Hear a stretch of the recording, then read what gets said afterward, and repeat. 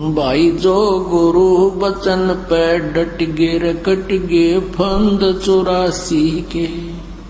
भाई जो गुरु बचन पे डट गे कट गे फंद 84 के। कट गे फंद 84 के कट गे फंद 84 के। भाई जो गुरु बचन पे डट गे कट गे फंद 84 के। बोलो सतगुरुदेव की जय। बंदी छोड़ कबीर साहेब की जय। बंदी छोड़ गरीबदास जी महाराज की जय। स्वामी रामदेवानंद जी गुरु महाराज की जय। सर्व संतों की जय, सर्व भक्तों की जय, धर्मी पुरुषों की जय। श्री काशी धाम की जय, श्री छुड़ानी धाम की जय, श्री करौथा धाम की जय, श्री बरवाला धाम की जय। सत साहिब गरीब नमो नमो सतपुरुष को नमस्कार गुरु की नहीं। सुर नर मुनि जन साधुआ संतों सर्वसदी नहीं। सतगुरु साहिब संत सब दंडोतम प्रणाम। आगे पीछे मध्य हुए तिनको जा कुर्बान। नराकार निर्विषम काल जाल भय भंजनम निर्लेपम निज निर्गुणम। अकल अनुबे शुंधनम सोहम सुरति समाप्तम सकल समाना निर्तल। उज्ज्वल हिरंबर हरदमम बेपरवा अथा है वार पर नहीं मध्यतम। दिव जो सुमरै सिद्ध होई गणनायक गलताना। करो अनुग्रह सोई पारस पद परवाना। आदि गणेश मनाऊं गणनायक देवन देवा। चरण कमल लौलाऊं आदंत करूं सेवा। परम शक्ति संगीतम रिद्धि सिद्धि दाता सोई। अवगत गुण अतीतम सत्य पुरुष निर्मोही। जगदम्बा जगदीशम मंगल रूप मुरारी। तन मन अर्पों शीसम भक्ति मुक्ति भंडारी। सुर नर मुनि जन ध्यावे ब्रह्मा विष्णु महेशा। शेष सहस मुख गावे पूजै आदि गणेशा। इंद्र कुबेर सरीखा वरुण धर्म राय ध्यावे। समर्थ जीवन जी का मन इच्छा फल पावे। 33 कोटि आधारा जावे से 88। उतरे भवजल पारा कट है यम की फांसी। 33 कोटि आधारा जावे से 88। उतरे भवजल पारा कट है यम की फांसी। कर जोरूं विनती करूं धरूं चरण पर शीश। गुरु राम देवानंद जी महाराज ने दियो नाम बख्शीश। कोटि कोटि सिजदा करूं कोटि कोटि प्रणाम। चरण कमल में राखियो मैं बांधी जाम गुलाम। जय इब कै सतगुरु मिले सब दुख आँखों रोए। चरणों ऊपर शीश रखूं कहूं जो कहनी हो। कबीर गुरु जी मिलेंगे पूछेंगे कुशलात। आज अंत की सब कहूं अपने दिल की बात। गुरु जी तुम ना भूलियो।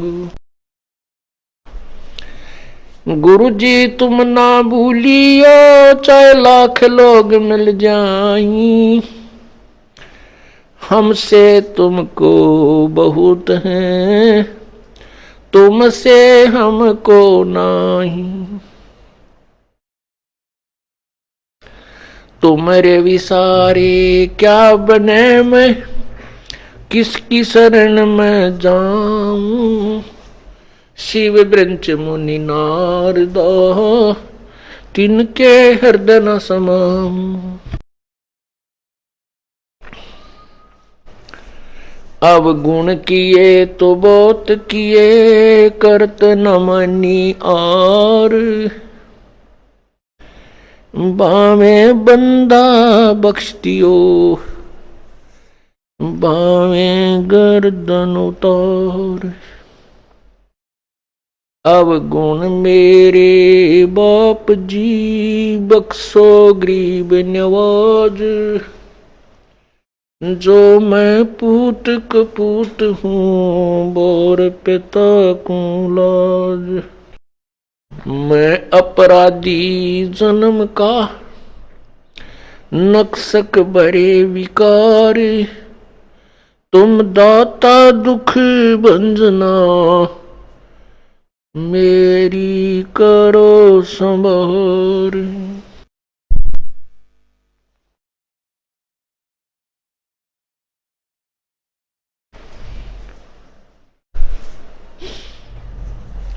कुत्ता तेरे दरबार का, मोतिया मेरा नाम।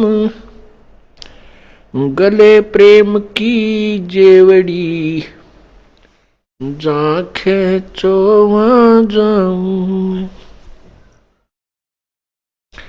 तो करो तो बावड़ू, दूर दूर करो तो जाऊं। जो राखो तो हीर हूँ, जो देवो सो खाऊं।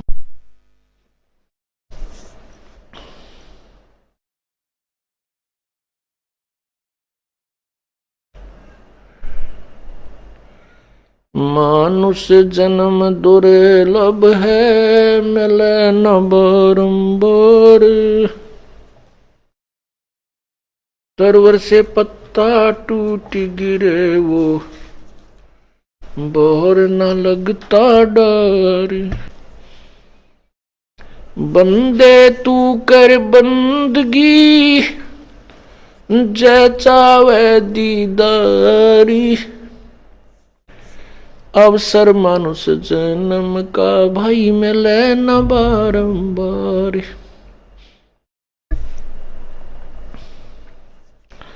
मानुष जन्म पाके, नहीं रटे हरि नाम। जैसे कुआ जल बिना, फिर बनवाया क्या काम। मात पिता मिल जाएंगे, 1,84 माँ। सतगुरु सेवा और बंदगी, भाई फेर मिलन की ना।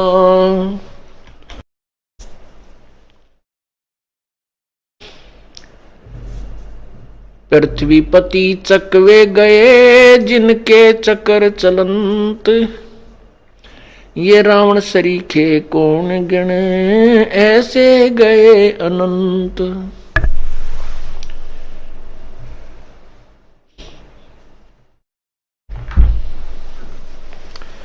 मर्द गर्द में मिल गए, वो रावण से रणधीर। कंस के सी चाणूर से, हिरण्यकशिपु बलबीर। तेरी क्या बुनियाद है, जीव जन्म धर लेत। गरीब दास हरि नाम बिना, खाली रह जा खेत।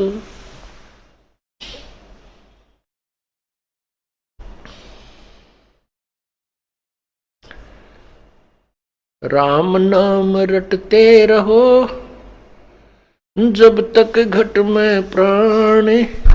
कबहू तो दीन दयाल के, बिनक पड़ेगी कान। सर्व सोने की लंका होती रावण से रणधीरम, एक पलक में राज विराजीव जम के पड़े जंजीरम। मन तो सुख के सागर चल रे भाई और न ऐसा जस रे, मन तो सुख के सागर बस रे और न ऐसा जस रे, मन तू सुख के सागर बस रे भाई और न ऐसा जस रे।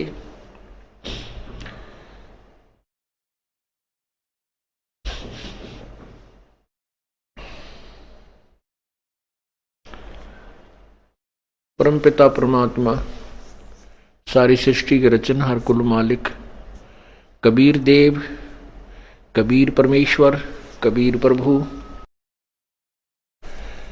अल्लाहु अकबर, अल्लाहु कबीर, अल्लाह कबीर, हक्का कबीर, या इसको कहो रब्बा कबीर, रब कबीर, अपनी अपनी भाषाओं में अपने क्षेत्रीय ज्ञान के अंदर उस परम पिता के नाम है।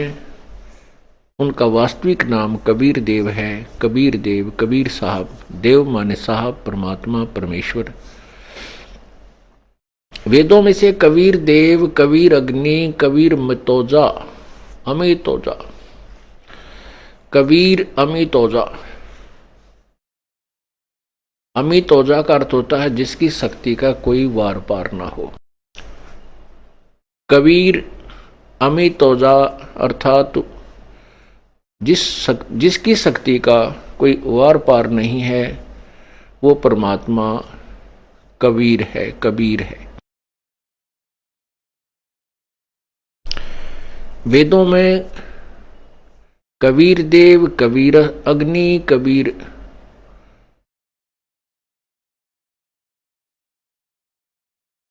परिभू, मनीषी, कबीर मनीषी, ये जो शब्द हैं ये परमात्मा पूर्ण ब्रह्म के वास्तविक नाम की तरफ संकेत है। वेदों में कबीर देव जो शब्द है उसको व्याकरण वालों ने अपनी सोच से उसका अर्थ कवि लिख दिया और कवि का अर्थ उन्होंने कांत परजय सर्वज्ञ कर दिया। कोई भी नाम है किसी भी व्यक्ति का, उसका कुछ ना कुछ अर्थ होता है। यदि निरर्थक है तो उसका नाम ही नहीं रखा जाता, वो नाम रखा ही नहीं जाता जो निरर्थक होता है।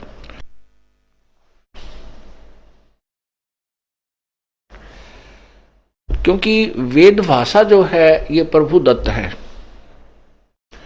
और व्याकरण भाषा को समझने के लिए अन्य विद्वानों द्वारा अपनी ही अटकलबाजी है।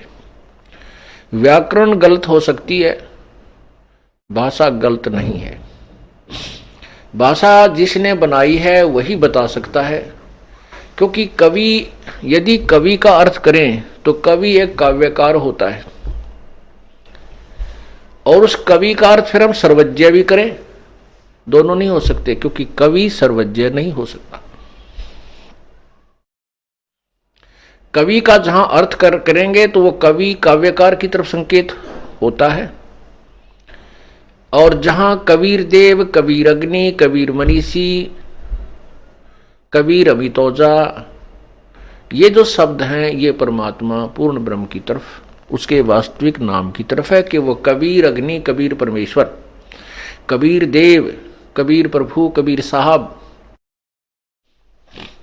जैसे परमात्मा अपने वास्तविक नाम से सन 1398 अर्थात संवत 1455 में प्रकट हुए, अपना वास्तविक कबीर देव नाम लेकर, कबीर साहब नाम लेकर के, कबीर नाम लेकर के। इससे पहले वेदों में कबीर देव, कबीर देव, कबीर अग्नि, बहुत से शब्द हैं जो प्रभु की तरफ संकेत करते हैं। यजुर्वेद अध्याय नंबर 29 के मंत्र 25 में स्पष्ट किया है कि वह परमात्मा जो अपने वास्तविक ज्ञान का स्वयं ही संदेश वाहक बनकर प्रकट होता है। सह त्वम कबीर देव, वो स्वयं कबीरसी परचेता, वो कबीर है, वो कबीर परमात्मा है जो इस सब का वास्तविक ज्ञान देता, सबको चेताने के लिए आता है। और ऋग्वेद मंडल नंबर 9 के सूक्त नंबर 96 में और मंत्र नंबर 16 से लेकर के 20 तक उस कबीर परमेश्वर की महिमा का वर्णन है। उसमें दोनों शब्दों को क्लियर किया है कि जहां कबीर गिरह शब्द है वो कबीर वाणी की तरफ संवेद, कबीर वाणी की का परम वो है, बोध है। जहां केवल कवि नाम पदवी, उसके बारे में लिखा है कि जो पूर्ण परमात्मा कबीर है वो प्रसिद्ध कवि भी की उपाधि भी प्राप्त करता है, क्योंकि वो अपनी महिमा यानी परमात्मा पाने की अपनी महिमा को ही वो काव्यों के माध्यम से, लोकोक्तियों के माध्यम से, निवचनानी लोकोक्तियों, शब्द, दोहों के माध्यम से, श्लोकों के माध्यम से उच्चारण करके बोलता है, ऊंची आवाज में गरजता हुआ बोलता है। इसलिए उसको प्रसिद्ध कवि की उपाधि दे दी जाती है, लेकिन वो होता है परमात्मा ही। मंडल नंबर ऋग्वेद मंडल नंबर 9 सूक्त नंबर 96 में मंत्र नंबर 16 में कहा है कि हे परमात्मा, आप अपने उस वास्तविक नाम के विषय में जानकारी दें जिससे हमारा इस प्राणियों का कल्याण हो। उसके 17वें में कहा है कि वो कबीर परमात्मा है और वो उच्चारण करके अपनी महिमा को स्वयं ही बोलता है, गरज गरज के बोलता है। कबीर ग्रह, वो कबीर वाणी। और उनके फिर 18 में लिखा है कि वो परमात्मा तीसरे मुक्ति धाम में विराजमान है, तेजो में शरीर युक्त है। और वो परमात्मा जब बालक रूप धारण करके आता है, बड़ा होकर के अपनी महिमा की वाणी स्वयं ही उच्चारण करता है। उससे संत रूप में प्रगट अर्थात ऋषि रूप में प्रगट परमात्मा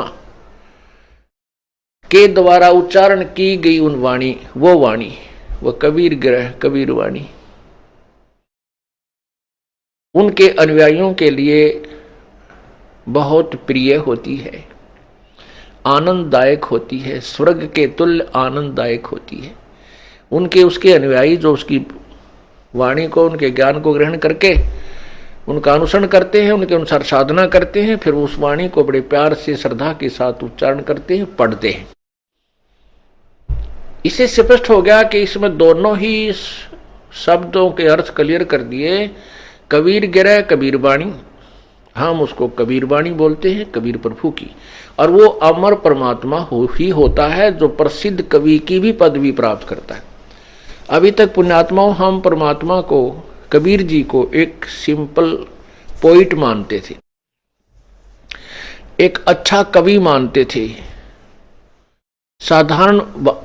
साधारणतः हम उसको एक अच्छा कवि मानते थे। लेकिन अब उनके गुणों से और शास्त्रों के प्रमाणों से प्रमाणित हुआ कि वो तो पूर्ण परमात्मा थे। यही वेद बता रहे हैं कि वो परमात्मा जो कवि, प्रसिद्ध कवि की पदवी भी प्राप्त करता है, वो परमात्मा पूर्ण ब्रह्म ही होता है, अमर पुरुष ही होता है। तो उस परमात्मा ने हमें आकर के क्या बताया है। अब जैसे कवि शब्द का उन्होंने कवि बना दिया, कबीर शब्द का, कबीर देव का। अब जैसे यजुर्वेद है, ये देखिएगा, ये यजुर्वेद है, इसके ऊपर रै लगा है। इस रै को ये क्या करते हैं, यहां बिंदी 2 लगा देते हैं, अपसर्ग विसर्ग, 2 विसर्ग लगा करके यजुर अलग कर देते हैं, वेद को अलग कर दें। और यजुर का हम अर्थ कर दें, यजुर माने ऋग्य सतुतियां। यजुर का अर्थ होता है ईश्वरीय महिमा की, प्रभु की महिमा की ऋचाएं यजु। तो अब हम इसका अर्थ कर दें, यजु माने परमात्मा की महिमा की ऋचाएं, तो वो अर्थ भी है इसका। लेकिन यजुर्वेद इसके साथ लगा है तो इसका अर्थ है कि वो कोई बुक है जिसको यजुर्वेद कहते हैं। ऐसे ही हम कबीर देव को, जैसे कबीर देव शब्द है और उसको हम उसके दो अर्थ कर दें, कबीर अलग कर दें और देव अलग कर दें, तो भी वो कबीर प्रभु के तरफ ही संकेत होगा। जिस प्रकार यजुर्वेद, इस यजुर्वेद को हम दो हिस्सों में कर दें तो भी इस पवित्र पुस्तक की तरफ ही का ही बोध है। इसी प्रकार यदि हम कबीर देव को अलग कर दें, दो हिस्सों में डिवाइड कर दें, इसका संधि छेद कर दें, तो भी परमेश्वर की तरफ ही संकेत है।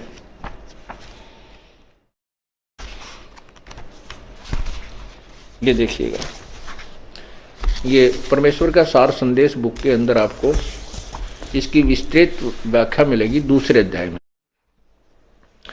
ये यजुर्वेद आपने देखा, इसके दो हिस्से कर दिए, ये यजुर्वेद है। इसका रे हटा करके इन्होंने अपसर्ग लगा दी, मान लीजिए यहां पर यजुर्वेद, तो भी यह वही पवित्र पुस्तक यजुर्वेद का ही बोध है। इसी प्रकार यहां कबीर देव वेदों में, ठीक इसी प्रकार चारों पवित्र वेदों में लिखा है वह है कबीर देव, कबीर परमेश्वर है। इब कबीर देव को कबीर परमेश्वर लिखना ऐसे ही उचित है जैसा यजुर्वेद यजु प्लस में वेद करके, जैसे यजु प्लस में वेद कर दिया, यजु प्लस में वेद कर दिया तो भी ये यजुर्वेद है, ये बुक है, ये बुक है। और ऐसे ही ठीक इसी प्रकार चारों पवित्र वेदों में लिखा है कि वह कबीर देव, कबीर परमेश्वर है, जो सर्वशक्तिमान, जगत पिता, सर्व सृष्टि रचनहार, कुल मालिक तथा पाप विनाशक व काल की कारागार से छुटाने वाला अर्थात बंदी छोड़ है। इसको हम ऐसे लिखें तो भी कबीर परमेश्वर का ही बोध है। इसको हम ऐसे लिखें, कवि विसर्ग लगा करके देव लिखें तो भी कबीर परमेश्वर अर्थात कबीर प्रभु का ही बोध है। अब क्या है कि हम अपनी मातृभाषा में, जैसे कबीर है, हम कबीर को कबीर बोलते हैं, जैसे वेदों को वेद बोलते हैं, वेद। ठीक इसी प्रकार कबीर, जैसे देवी को देवी बोला कर हमारे मातृभाषा में, तो देवी बोला कर, देवी की पूजा, देवी का मंदिर था वहां पर, देवी यानी वह को हम वह बोलते हैं। ये हमारी मातृभाषा में, विशेषकर पूरे हिंदुस्तान में ही ऐसे वह को वह बोलते हैं। अब शिक्षा का प्रचार हो जाने से बेशक बच्चे पवित्र और शुद्ध भाषा बोलने लगे, तो परमात्मा की महिमा जो वेदों में कबीर देव थी, वो पहले से ही कबीर देव, कबीर साहब, कबीर भगवान, वह को हम वह, और अपने जो स्थानीय उच्चारण के आधार पर हम कबीर देव को कबीर, बड़ी ई की मात्रा, उच्चारण ऐसा बोलते थे जिसमें लिखने में फिर वो लिखने लगे तो कबीर साहब कहने लगे, कबीर भगवान, कबीर देव, ऐसे। तो उस कबीर परमेश्वर ने आकर के हमें यथार्थ ज्ञान बताया है। उस परमेश्वर ने हमें यह भी प्रमाणित किया कि जो ये काल है, ये काल भगवान है जो 21 ब्रह्मांड का मालिक है, स्वामी है, प्रभु है। इसके 3 पुत्र हैं, रजगुण ब्रह्मा जी, सतगुण विष्णु जी, तमगुण शिव जी। और ये अपने आहार के लिए, अपने संसार चालू रखने के लिए इन तीनों पुत्रों द्वारा यहां जीव उत्पत्ति, सतीथि और फिर अपने खाने के लिए संहार करवाता है। और इस काल भगवान ने अपना दूत, अपना एजेंट, अपनी गुप्त पावर मन रूप में प्रत्येक प्राणी में विद्यमान कर रखी है। ये मन जो है ये काल का ही स्वरूप समझो, ये 21 ब्रह्मांड के प्रभु का ही स्वरूप समझो, उसी का एजेंट समझो, उसी का दूत समझो। आत्मा और मन का इस काल ने योग बना के हमारे को जीव संज्ञा दे दी, हम जीव बन गए। परमात्मा ने कहा है कि मेरे हंसा भाई, हंस रूप था जब तू आया, अपना स्वरूप भूल में भूला तू ताते जीव कहाया। तू हंस था, परमात्मा के गुणों से मिलती हुई आत्मा के गुण हैं, परमात्मा से मिलते जुलते आत्मा के गुण हैं। इस काल ने हमारे अंदर इस मन का योग करके, इस मन के द्वारा आत्मा को बहुत मलिन बना दिया और जीव संज्ञा में ला करके छोड़ दिया। अब हम आजीवन इसी चिंता में रहते हैं कहीं हम मर ना जाएं, इसी चिंता में रहते हैं कहीं हमारा नुकसान ना हो जाए, कहीं हमारे बच्चों को कोई हानि ना हो जाए, एक मकान बन जाए, मकान बन गया तो फिर एक और बन जावे, एक मोटर कार हो जावे। इस तरह की जो यहाँ की जो नाशवान संपत्ति के संचन में ही हम इस नाशवान संपत्ति के ही एकत्रित करने में अपना जीवन व्यतीत कर देते हैं। और ये कराता कौन है? ये काल कराता है। 3 गुण इसमें सहयोगी हैं। रजगुण ब्रह्मा जी द्वारा सभी जीव प्रेरित होकर के उसकी शक्ति से अंदर से गुप्त रूप में ऐसा प्रभाव बनता है कि ये जीव अपने आप संतान उत्पत्ति के लिए प्रेरित हो जाता है और इतना प्रबल हो जाता है कि ये फिर आगा पीछा नहीं देखता। पशु प्राणी तो बलात्कार करते ही हैं, मनुष्य जीवन में भी ये चूकता नहीं। ऐसा क्यों है? कितना घिनौना कर्म ये मन करवा डालता है। क्योंकि काल भगवान ने संतान संतान उत्पत्ति करवानी ही करवानी है। ठीक है, मनुष्य समाज एक समझदार बुद्धिमान है, इसने अपनी मर्यादा बना ली, लेकिन संतान उत्पत्ति करने के लिए बाध्य है। ये काल के द्वारा, मन के द्वारा बाध्य किया गया है।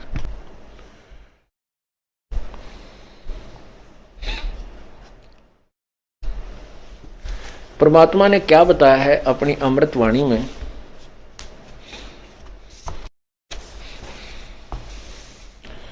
कबीर मन के मारे बन गए, बन तज बस्ती है तो श्रृंगी रसी से पाकड़े, ये मन हेला दे तो।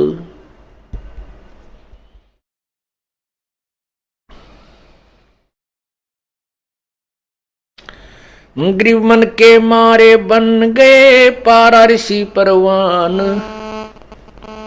पुत्री से संजम किया या मन की खोटी बाणे। एक समय पाराशर ऋषि जो वशिष्ठ जी के पौत्र थे और शक्ति ऋषि के पुत्र थे, उसके विषय में शवशम वेद बताता है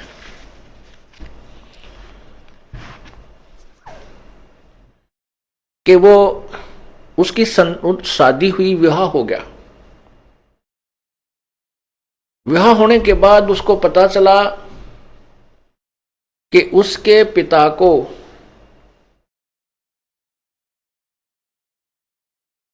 एक अन्य जाति के व्यक्तियों ने मार दिया था। इसलिए वो शादी के तुरंत बाद घर त्याग कर जंगल में सिद्धि शक्ति प्राप्त करने के लिए जाने लगा। उसकी पत्नी ने कहा कि अभी तो हमारा विवाह हुआ है, संतान उत्पत्ति कर लेते हैं, उसके बाद आप साधना पर चले जाना।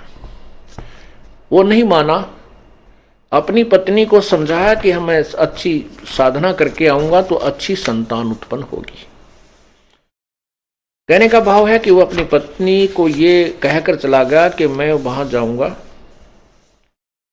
जंगल में और कुछ दिन साधना करने के बाद मैं अपनी सुक्रम शक्ति तेरे पास भेज दूंगा किसी कौवे के माध्यम से, और वो मंत्रित होगी, आप विधिवत उसे ग्रहण करना, वो उससे तुझे संतान उत्पन्न हो जाएगी।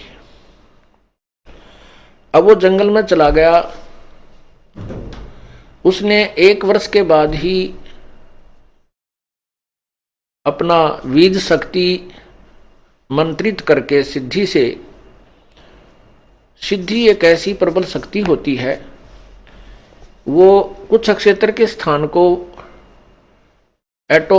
वातानुकूल बना देती है। उसने एक पीपल के पत्ते पर, वृक्ष के पत्ते पर बीज शक्ति को रखा और उसको पैक किया। एक कौवे को समझाया कि तो मेरी पत्नी को देख रहा, उस पर एक ताड़ पत्थर के ऊपर पूरा लेख लिख दिया। वो कौवा उसकी बीज शक्ति को लेकर जा रहा था। एक दरिया के ऊपर से गुजर रहा था। दूसरे कौवे ने सोचा ये कोई मांस का टुकड़ा लिए जा रहा है। उस दूसरे कौवे ने उसके ऊपर आक्रमण कर दिया। उनकी छीना झपटी में वो उस पात्र में पैक वीर्य दरिया में गिर गया। वो एक मछली ने खा लिया, उस मछली के गर्भ रह गया। 9 महीने के बाद एक मछियारे ने, जो नाविक का काम भी करता था, वहां व्यक्तियों को आर पार निकाल देता था दरिया से, मैं अपनी मेहनताना करता था, मजदूरी करता था, नाविक था। उस मल्लाह ने एक मछली पकड़ी, उसको काटा। वो काफी फूली हुई थी। उनको पता होता था कि इसमें या तो ये गर्भवती है या फिर इसने कोई वस्तु अंदर ग्रहण की हुई होती है। कई बार मछलियों में का स्वभाव है, किसी का गहना जेवरात गिर गया उसको भी खा जाती थी। तो ये लोग ऐसे काटा करते थे। उसने धीरे धीरे उसको काटा तो देखा उसमें एक सुंदर लड़की है। उस लड़की को उसने पाला पोसा, वो 12, 14, 13 वर्ष की होगी।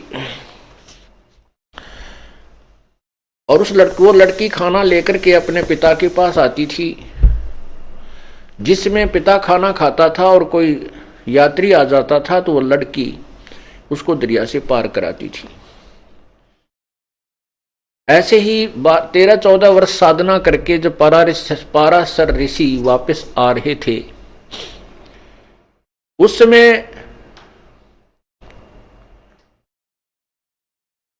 वो लड़की जो उसी की लड़की थी, पाराशर ऋषि की लड़की थी, उसी की बीज शक्ति से मछली में उत्पन्न हुई थी।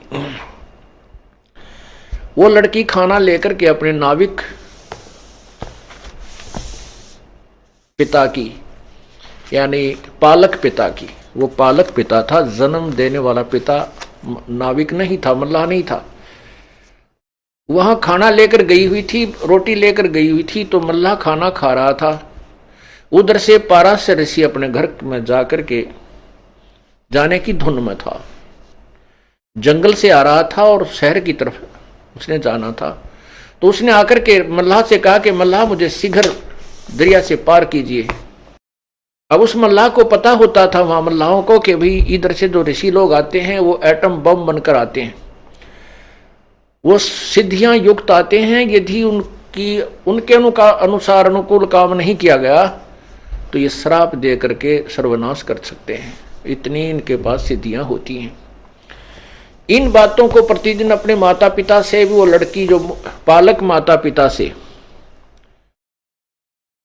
वो लड़की, उसका नाम मछोदरी लिख रख दिया, मछोदरी। मच्छोदरी माने मछली के उदर से उत्पन्न होने वाली, मछली के पेट से उत्पन्न होने वाली मच्छोदरी। वो मच्छोदरी भी उस पालक माता पिता से सुना करती थी कि ये सिद्ध ऋषि बड़े श्राप दे देते हैं, जिसको श्राप देते उनका विनाश हो जाता है, जिनको आशीर्वाद देते वो फल जाते, उनको लाभ बहुत होता है। इससे वो लड़की भी पूर्ण परिचित थी। जो ही वो पाराशर ऋषि वहां पहुंचे, उसने मल्लाह से कहा कि मुझे दरिया से पार करो। मल्लाह कहने लगा, रिसीवर मैं आहार कर रहा हूं और भोजन से उठना अन्नदेव का अपमान है। इससे ऋषि लोग भी परिचित थे, क्योंकि पहले अकाल बहुत गिर जाते थे, परमात्मा तुरंत सजा दे देता था, पापी लोग थोड़े होते थे। तो उसने कहा कि आप अपनी कन्या को भेज दीजिए, मुझे बहुत जल्दी जाना है। तो उसको पता था कि अब इसका ना नहीं किया जा सकता।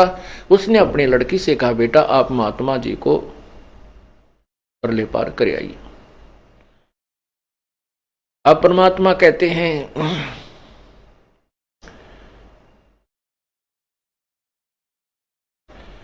मन के मारे बन गए पारा ऋषि परवान, पुत्री से संजम किया भाई मन की खोटी बाण। वो लड़की जब उसको लेकर चली दरिया में, पाराशर ऋषि के मन में दोष उत्पन्न हुआ।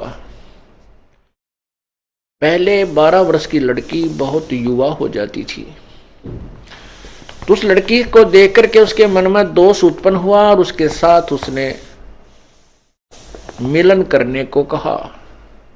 लड़की ने कहा कि मेरे अंदर से बदबू आ रही है स्वामी जी, आप पवित्र हो, मैं एक शूद्र की लड़की हूं, आप ब्राह्मण हैं। लेकिन ये मन रजोगुण प्रभावित होकर के उस ब्रह्मा जी के रजोगुण के दबाव में सब कुछ भूल जाता है। ना उसको उसमें जाति याद रहती है, ना उसका परिणाम याद रहता है। ये जीव के बस का नहीं है। ये रजोगुण ब्रह्मा के द्वारा जो काल ने उसके अंदर शक्ति पैदा की हुई दी रखी है, रजोगुण बनाया है, उसकी शक्ति का प्रभाव प्रत्येक प्राणी में है। जैसे कोई शराब पी लेता है तो उसके बस की बात नहीं, वो क्या बोल रहा है, कैसे कदम लड़खड़ा के रख रहा है, वो उसका दोष नहीं है, वो उसके बस की बात नहीं है। ऐसे ही रजोगुण का इंजेक्शन उसका जबरदस्त लग गया। उसने क्या किया, गंगा का जल उठाया और मंत्रित किया, लड़की के छींटे लगा दिए। उसकी वो जो मछली के पेट से उत्पन्न होने से जो उसमें मछली वाली गंध आ रही थी, दुर्गंध, वो खत्म हो गई, समाप्त हो गई। फिर लड़की ने कहा कि हे रिसीवर, चारों ओर लोग देख रहे हैं, ऐसे आपको लज्जा नहीं आती? उसने क्या किया, गंगा का जल उठाया और मंत्रित किया, चारों तरफ छिड़क दिया। कुछ क्षेत्र में धुंध ही धुंध हो गई। कहने का भाव यह है कि वो अपने जिस दुष्कर्म को करने का प्रयत्न कर रहा था उसने किया, और वो उसी की पुत्री थी। लड़की ने यहां तक बता दिया था कि मेरा मछली से जन्म हुआ। इस बात का उसको भी पता था कि तेरी बीज शक्ति कव्वे के से छिन जाने से, गिर जाने से एक मछली ने प्राप्त की। उसको यह भी पता था कि ये ऐसी मंत्रित बीज शक्ति है, इससे संतान होगी ही होगी। उसको ज्ञान होते हुए, महर्षि होते हुए, तो भी वो अपनी उस मन पापी को नहीं रोक सका। अर्थात कहने का भाव जो दास का है कि इसमें रजोगुण इतना प्रभावित कर दिया जीव को, मैं काल ने, कि ये संतान उत्पत्ति करा के ही छोड़ेगा, चाहे कोई किसी तरीके से करे। यहां पर सभी कार्य बलात्कार करवाए जा रहे हैं। ये जीव नहीं समझ सकता इस काल के इस भयंकर जाल को। ये तो परमेश्वर आए हैं, उन्होंने हमें बताया था, उन्हीं की अमृतवाणी आज हमारे लिए साक्षी है, प्रमाणित है। और जिन महापुरुषों ने परमात्मा को पाया है, उसका साक्षात्कार किया है, उनकी अमृतवाणी भी वही वही प्रमाण दे रही है जो परमात्मा ने स्वयं किया। तो क्या कहते हैं, ग्रीव मन के मारे बन गए पारा ऋषि परवान, और बेटी तै संयम किया या मन की खोटी बाणे।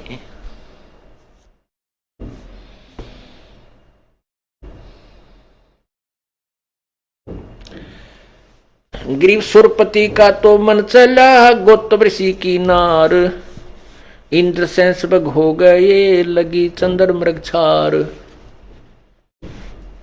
सूरपति देवताओं के राजा में भी यही गंध भरा हुआ है। सूरपति देवताओं का मालिक, देवताओं का स्वामी, देवराज इंद्र अपने गुरुदेव बृहस्पति की पत्नी के साथ ऐसे ही उसने मुंह काला किया, धोखा देकर के गौतम ऋषि का रूप बनाकर गया। फिर गौतम ऋषि ने उसको श्राप दे दिया। इंद्र को 1000 पूरे शरीर पर स्त्री इंद्रियां बन गई, जैसे फोड़े हो जाते हैं। पुण्यात्माओं, रजोगुण प्रभावित होकर के एक ही इंद्रिय कितना परेशान कर डालती है। ये उसको सजा मिली, इंद्र ने जो जुल्म किया था। उसके बाद कहते दुर्वासा का मन चला तन मन जन बैराग, मल अखाड़े मोहिया सुने उर्वशी राग। दुर्वासा जी यहाँ बहुत बड़े ब्रह्मचारी और बड़े अच्छे सिद्ध पुरुष प्रसिद्ध थे, और श्री कृष्ण जी ने भी दुर्वासा जी को अपना आध्यात्मिक गुरु बनाया था। यहां तो वो बड़े महिमा पाकर चले गए ऋषि दुर्वासा जी के, उन जैसे ऋषि नहीं, बड़े ब्रह्मचारी थे, बड़े सिद्ध पुरुष थे, आजीवन उन्होंने स्त्री ग्रहण नहीं की। और वहां जब वो स्वर्ग में चले गए, वहां 33 करोड़ देवता 88,000 ऋषि विराजमान थे। वहां देवताओं की सभा बनी हुई थी, उसमें लड़कियां डांस कर रही थी, उर्वशी। दुर्वासा के मन में दोष आया, उसने एक भंवरे का रूप बनाया। भंवरा बना, उस लड़की के अर्धनग्न जो शरीर था, जो उसके सतन थे, उनको जाकर काट दिया अपनी उस गंदी नीत तय। अब जैसे किसी के भी कोई ततैया बहड़ लड़ती है या कोई मक्खी काटती है, मच्छर काटता, हाथ जाता, तो लड़की ने डांस करते करते जो ही उसको पीड़ा हुई तो उसने ऐसे हाथ मार दिया। हाथ मारा तो वो बूंद नीचे गिर गया भंवरे रूप में ऋषि दुर्वासा जी, और उसके नीचे गिरा तो सभी ने पता था कि ये दुर्वासा की सीट खाली है, यही बनकर भंवरा गया था। वो नीचे पड़ा तो सभी हंसने लगे और उसकी नालायकी का मजाक उड़ाया, क्योंकि वहां देखो विकार सभी में है। 21 ब्रह्मांड में कोई भी प्राणी विकार रहित नहीं है, चाहे को कितनी बात बनावे। तो दुर्वासा अपने आप में ज्यादा सिद्ध था और ज्यादा समर्थ मानता था अपने आप को, इसलिए उसने अपने उस प्रभाव का नाजायज फायदा उठाया। अब देखो यहां इस कालजाल में कहते हैं निरंजन धन तेरा दरबार जाते नकली न्याय विचार। अब उस लड़की ने अपने बचाव में हाथ मार दिया था, के जुल्म हो गया जो उसके साथ बदतमीजी करने आया था। फिर वो नीचे जब गिरा, पटाखा उठ के खड़ा होकर दुर्वासा बन गया और श्राप दे दिया कि तू गधी बनेगी। अब वो उर्वशी का जब समय आया, शरीर छूट गया और वो गधी की योनि में चली गई। परमात्मा कहते हैं निरंजन धन तेरा दरबार। यहां तो लाठी आले की भैंस है, चाहे इस पृथ्वी लोक पर देख लो, चाहे स्वर्ग लोक में देख लो, और चाहे महास्वर्ग में जाकर देख लो, उनके इतिहास देख लो। तो परमात्मा कहते हैं ये मन जो है काल का दूत है, ये अप्रत्यक्ष रूप में काल ही समझो।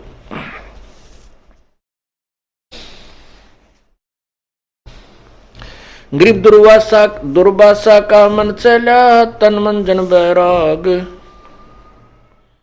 मल अखाड़े मोहिया, सुने उर्वशी राग।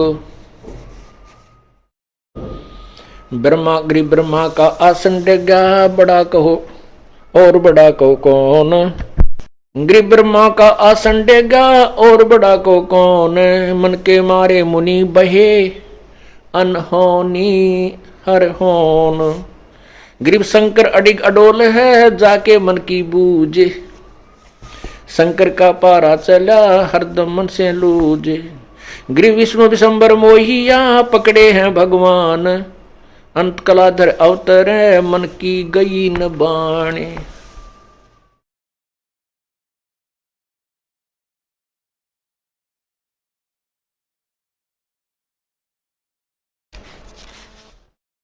ग्रीब जुगन जुगन के दाग हैं, ये मन के मैल मसंडे। भाई नहाए से उतर नहीं, 68 तीर्थ दंड।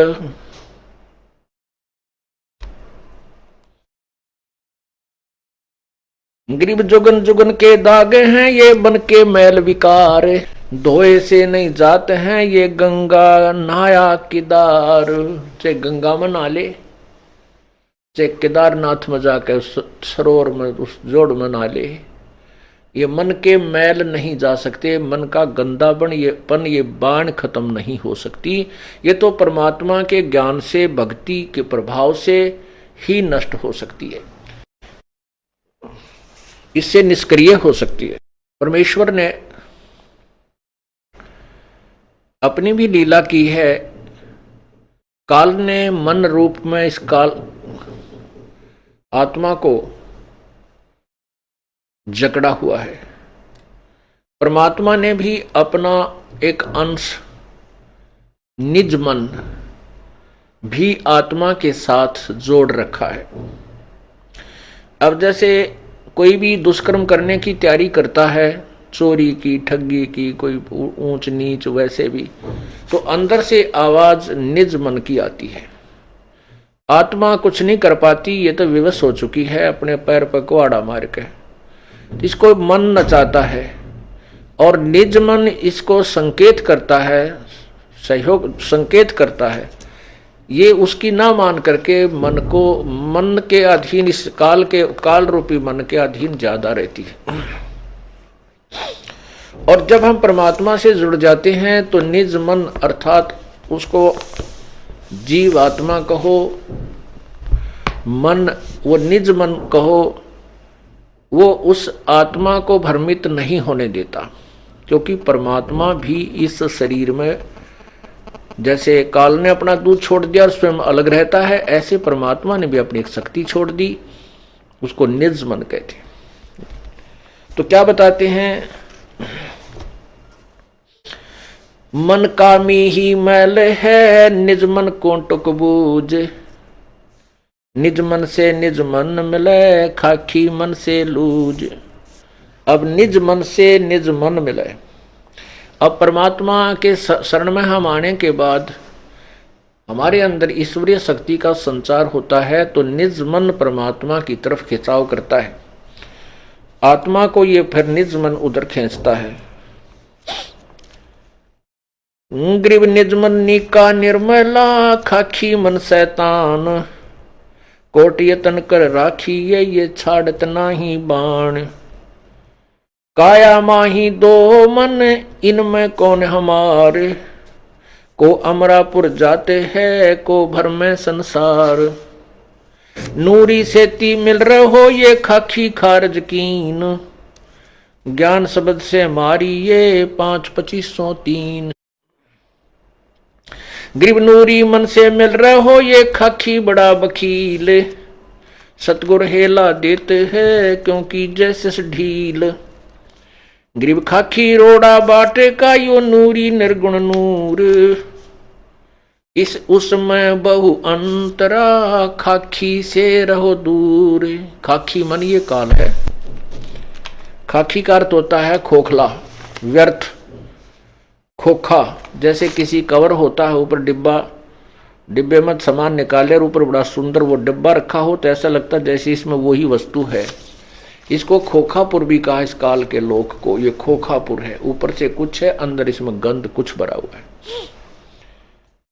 खाखी रोड़ा बाटे का, नूरी निर्गुण नूरे। इस उसमें बहु अंतरा, खाखी से रहो दूर। खाखी मन खैला भया, खाता है नित नित खेत। नूरी रखवाला रखो हो, हटके प्रेम सहेत। अब परमात्मा कहते हैं, जब हम प्रभु पूर्ण परमात्मा के ज्ञान से परिचित हो जाते हैं, उस समय इस मन को हम कैसे मारते हैं, कैसे इसका बचाव करते हैं, इससे क्या बताते हैं। रोहो रो हरे मन मारूंगा, ज्ञान खड़क संघारूंगा। डामा डोल न हुजे रे, तुझको निज धाम न सूझे रे। सतगुर हेला देवे रे, तुझे भवसागर से सिखेवे रे। 84 तुरत मिटावे रे, तुझे जम से आन छुड़ावे रे। कहा हमारा की जय रे, सतगुरु को सिर दी जय रे। अब लेखे लेखा होई रे, ये बहुर न मेला कोई रे। शब्द हमारा मानो रे, अब नीर खीर को छानो रे। तू बहज मुखी क्यों फिरता रे, अब माल बिराना हरता रे। तू गोला जात गुलामा रे, तू बिसरा पूर्ण रामा रे। अब दंड पड़े सिर तो ही रे, त अगली पछली खोई रे। परमात्मा इस मन के माध्यम से इस जीवात्मा को समझा रहा है और कह रही हैं कि इस नकली मन की बातों में मत आओ, काल के इस चोचलों से बचो, अन्यथा आप अपनी पूर्व जन्म की कमाई को बर्बाद कर जाओगे और भविष्य में कुछ नहीं बन पाओगी। इसलिए कहते तूने अगली पछली सब खोई रे। पीछे वाली जो पूर्वजन्म की कमाई थी, जिसके कारण तुझे मानव शरीर मिला, इससे आपने आगे और पुण्य कमाने थे, परमात्मा का नाम लेना था, पुण्य करने थे, पूरे सतगुरु की शरण ग्रहण करनी थी। वो ना करके इस मन के अधीन हो करके और यही बीड़ी शराब मांस तम्बाकू सांगसनी में देख जाग के कोठी बंगले कार खरीद के इसको बर्बाद कर रहा है, अपनी पूर्व जन्म की कमाई को, और भविष्य की बना नहीं रहा। क्योंकि यदि भक्ति कर रहा है तो शास्त्र विरुद्ध कर रहा है, वो भी व्यर्थ है। तू गोला जात गुलामा रे, तू बिसरा पूर्ण रामा रे। कहते मन तू निकम्मा हो गया और उस पूर्ण परमात्मा को भूल चुका है। दंड पड़े सिर तो ही रे, ते अगली पिछली खोई रे। तेरे सिर पर दंड पड़ेगा, तू 84 लाख योनियों में कष्ट उठाएगा। करत गनी तू बड़ुआ रे, तुझे लाग गए साहेब कड़ुआ रे। इस मन को परमात्मा कह रहे हैं कि तुझे रागनी अच्छी लगे, फिल्मी गाने बढ़िया लगे, माया जोड़ने के लिए कितना प्रयत्न करवा ले, रात और दिन झूठ कपट, खड़ा होकर रुके मारे जा, ले ले 2 के 20, 10 के 20, 10 के 20, अरे 2 घंटे नो के भगवान भी याद कर ले, कति नहीं अच्छा लगता, इसने रुचि ही नहीं बनती। तो यहाँ क्या कहते हैं, मन करत गनी तू बड़ुआ रे, तुझे लाग गए साहेब कड़ुआ रे। तुझे भगवान कड़ुआ लग रहा है। मन मारूंगा मैं दाना रे, सतगुरु शमशेर समाना रे। अरे मन तन काट जलाऊं रे, दिखे जा आग लगाऊं रे। अरे मन अजब अला मारे, तन बहुत बिगाड़े का मारे। हैरान हवानी जाता रे, सिर पीटे ज्ञानी ज्ञाता रे। कहते इतना उस्ताद है ये काल का एजेंट मन, ज्ञानी और ज्ञाता बड़े बड़े ऋषि सभी सिर पीट रहे हैं, इनसे ऐसी ऐसी भयंकर गलतियां करा देता है और संसार में निंदा के पात्र बनते हैं और फिर ये पछताते रहते। कबीर मन के मते ना चालिए, मन है पक्का दूत, ले छोड़े दरिया में फिर जावे हाथ से छूट।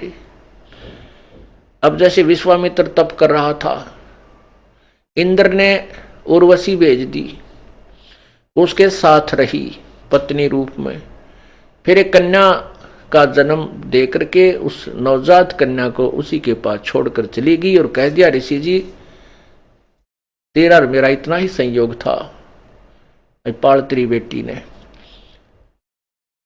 तू काय का ऋषि है, घर से चला था क्या करने के लिए और यहां कर बैठा क्या, ऐसा कहकर वो निकल गई। उसका नाम शकुंतला रखा। उसको फिर कण्व ऋषि के पास विश्वामित्र ने छोड़ा, उसके बाद फिर साधना की, फिर ब्याह करवाया। परमात्मा कहते हैं जब तक हम परम पिता कबीर परमेश्वरी की शरण में नहीं आएंगे, यो काल दाव लगाया रहता है, छोड़ देता मन को खुला। यो पता नहीं कितनी साधना करने कहाँ जाता है, किसी ऋषियों से मिलता है, वो जैसे उसको ज्ञान दे देते हैं वो डट कर साधना करता है, उससे एटम बम बन जाता है। कुछ सिद्धि आ जाती है, सिद्धि आने के बाद फिर ये किसी की नहीं मानता, चाहे भगवान आकर समझा दे कबीर साहब, फिर नहीं मानता। थोड़ा सा कोई प्रभु बन जाए, 20, 30, 50, 100, 200 शिष्य बन जाए, फिर ये नहीं मानता। गधा बनना मंजूर है, तो उसने सबस्ट दिखा दे के देख तेरे साथ ऐसे बनेगी, तो नहीं मानता। परमात्मा कहते हैं राज तजना सहज है, सहज त्रिया का नेह, और मान बड़ाई ईर्षा वही दुर्लभ तजना। ये तो काल ने तो हमारे नाना प्रकार के फांस बांध रखे हैं कि किसी न किसी में तो यू जकड़ा ही रहेगा। वो तो परमात्मा आते हैं, सभी बंधन काट देते हैं, इसलिए वो बंदी छोड़ कहलाते हैं। अमर करूं सतलोक पठाऊं, तात बंदी छोड़ कहाऊं। परमात्मा कबीर जी कहते हैं अमर करूं और सतलोक पठाऊं, तात बंदी छोड़ कहाऊं। काल के सभी बंधन कटने के बाद ही हम अमर होंगे। वो अमर बंदी छोड़ यानी हमारे बंधनों को काटने वाला, छुड़वाने वाला वो कबीर ही है। अरे मन अजब अला मारे, तय बहुत बिगाड़े का मारे, हैरान हैवानी जाता रे, सिर पीटे ज्ञानी ज्ञाता रे। हैरान हैवानी खेल रे, सब अपने ही रंग में लहरे, तय नौका नाम डबोई रे, मन खाखी भड़ुआ धोई रे। धोई माने धोखेबाज, धोही। तय नौका नाम डबोई रे, मन खाखी भड़ुआ धोई रे। मन मार बिहंडम कर सू रे, सतगुर साक्षी नहीं डर सू रे। अरे चढ़ ले खेत लड़ो मैदाना रे, तुझ मारूंगा शैताना रे। डिड की ढाल बनाऊं रे, तन तत् की तेग चलाऊं रे। काम अटारी के ऐचू रे, काम कटारी ऐचू रे, दरबान अभिहंगम खेचू रे। बुद्धि की बंदूक चलाऊं रे, मैं चित्त की चकमक लाऊं रे। परमात्मा हमें समझा रहे हैं कि आपने इस काल रूपी मन से बचने के लिए हमारे ज्ञान का आधार सहारा लेना पड़ेगा।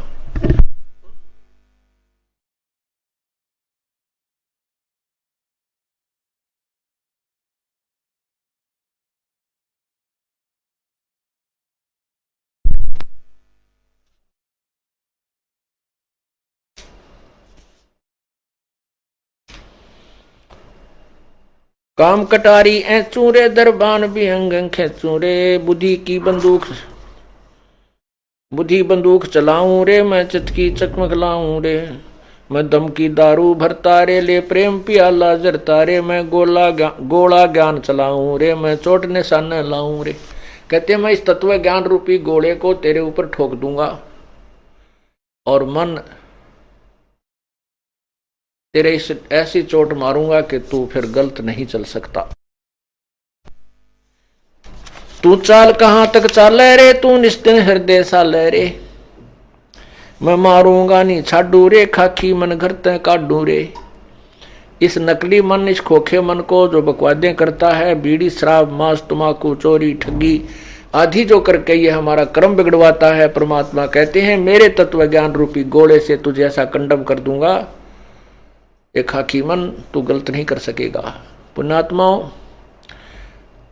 ये प्राणी परमात्मा की सद्भक्ति ना करके जब तक अपने कर्म पुण्य कर्मों के शुभ कर्मों को ये भोगता है तो ऐसा लगता है जैसे मैं जो साधना कर रहा हूं वो मेरी मदद कर रही है। वर्तमान में जो साधना कर रहा हूं और उसको सभी सुख पूर्व संस्कार से होते हैं, वो अनजानपने में अज्ञानता के कारण मान लेता है कि मैं जो पूजाएं करता हूं वो मुझे लाभ दे रही है। और जिस समय पाप कर्मों का दौर शुरू होता है, फिर वही पूजाएं करते करते उसकी वो दुर्गति हो जाती है, टक्कर मारता है, कहीं फिर मंदिरों में जाता है, मस्जिदों में, गुरुद्वारों में, पहाड़ों पर, पर्वतों पर घूमता है, वहां भी राहत नहीं मिलता है, तो अपने तीर्थों पे जाता है, वहां भी नहीं मिलता, फिर संतों की तरफ चलता है। और जब तक पूर्ण संत नहीं मिलते उसको कोई लाभ नहीं होता, फिर उसकी ब्रह्माटी होकर के, दुर्गति होकर के या तो वो मृत्यु को प्राप्त हो जाता है या फिर उसको कोई राहत नहीं मिलती तो शराबी कबाबी बन जाता है। अब हम धनी बनना चाहते हैं किसी के धन को लूटकर, क्योंकि भगवान से सहारा मिला नहीं। भगवान से सहारा क्यों नहीं मिला? क्योंकि हमने सतभक्ति प्राप्त नहीं हुई, परमात्मा से हम कनेक्टेड नहीं हुए, परमात्मा की पावर हमें नहीं मिली। जैसे हाथ से पंखा हिलाते हैं और जिसमें हम परमात्मा का कनेक्शन यानी पावर का कनेक्शन मिल जाता है बिजली का, तो पंखा अपने आप घूमता है, छत वाला पंखा या खड़ा पंखा जैसा भी, तो वो पावर से चलता है। हम हाथ से कोई भी काम करते हैं, जैसे चक्की पीसते हैं हाथ से, और फिर जब पावर मिल जाती है वही चक्की फिर ऐसे घूमती है अपने आप। तो ऐसे ही जब तक हमें परमात्मा की पावर नहीं मिलेगी, उससे हम कनेक्ट नहीं होंगे, उससे योग युक्त नहीं होंगे, तब तक हमें कोई एक्स्ट्रा लाभ नहीं मिल सकता। क्योंकि अपने पुण्य कर्मों से हमें लाभ हो रहा है, पाप कर्मों से हानि और दुख हो रहे हैं। और जब परमात्मा की कृपा हो जाएगी, हमें जैसे गर्मी से दुख हो रहा है, पसीने आ रहे हैं, पावर मिल गई, बिजली मिल गई, पंखा ला लिया, वो सुख में बदल गई, कूलर ला लिया, वो दुख नहीं रहा। इसी प्रकार हम जो हमें प्राप्त है वो हमारा पूर्ण संस्कार है। पूर्ण संत मिलने के बाद जो हमें क्रियाएं बताई जाती हैं, उसकी जो साधना हम करते हैं वो हमें पावर परमात्मा की मिल जाती है, उससे फिर लाभ होता। जब तक हमें लाभ नहीं होता तब तक क्यों नहीं होता? क्योंकि हम किसी उस परमात्मा से संबंधित नहीं हो पाए जो हमारे सर्व कष्ट निवारण कर सकता है। इसलिए हम बुराइयों की तरफ चल पड़ते हैं। अब हम जो दुखी होकर के, महादुखी होकर के, सब पूजाएं करके थक चुका है, डॉक्टरों ने भी जवाब दे दिया है, और यहाँ परमेश्वर कबीर साहब के दरबार में आता है और उसको परमेश्वर की भक्ति दी जाती है, कनेक्शन दिया जाता है, वो सुखी हो जाता है, उसका रोग नष्ट हो जाता है, उसके जो घाटे हो रहे थे वो रुक जाते हैं। फिर वो प्राणी को समझाया जाता है, ज्ञान दिया जाता है कि जो पाप करेगा, किसी के धन लूटेगा, चोरी करेगा, ठगी करेगा, तो तुझे वो दुख होगा जो पहले था। फिर वो कभी चोरी नहीं कर सकता, किसी की आत्मा नहीं दुखा सकता, बुरे कर्म नहीं करेगा। तो यहां परमात्मा कहते हैं कि तेरा मैं गोला ज्ञान चलाऊं रे, गोला तोब का गोला, मैं गोला ज्ञान चलाऊं रे, मैं चोट निशाना लाऊं रे। ये तत्व ज्ञान रूपी गोला ऐसी चोट मार देगा कि भूल के भी बुराई नहीं कर सकता, क्योंकि इसको ज्ञान हो जाएगा कि ये बुरे मैं करूंगा, मुझे भोगने पड़ेंगे।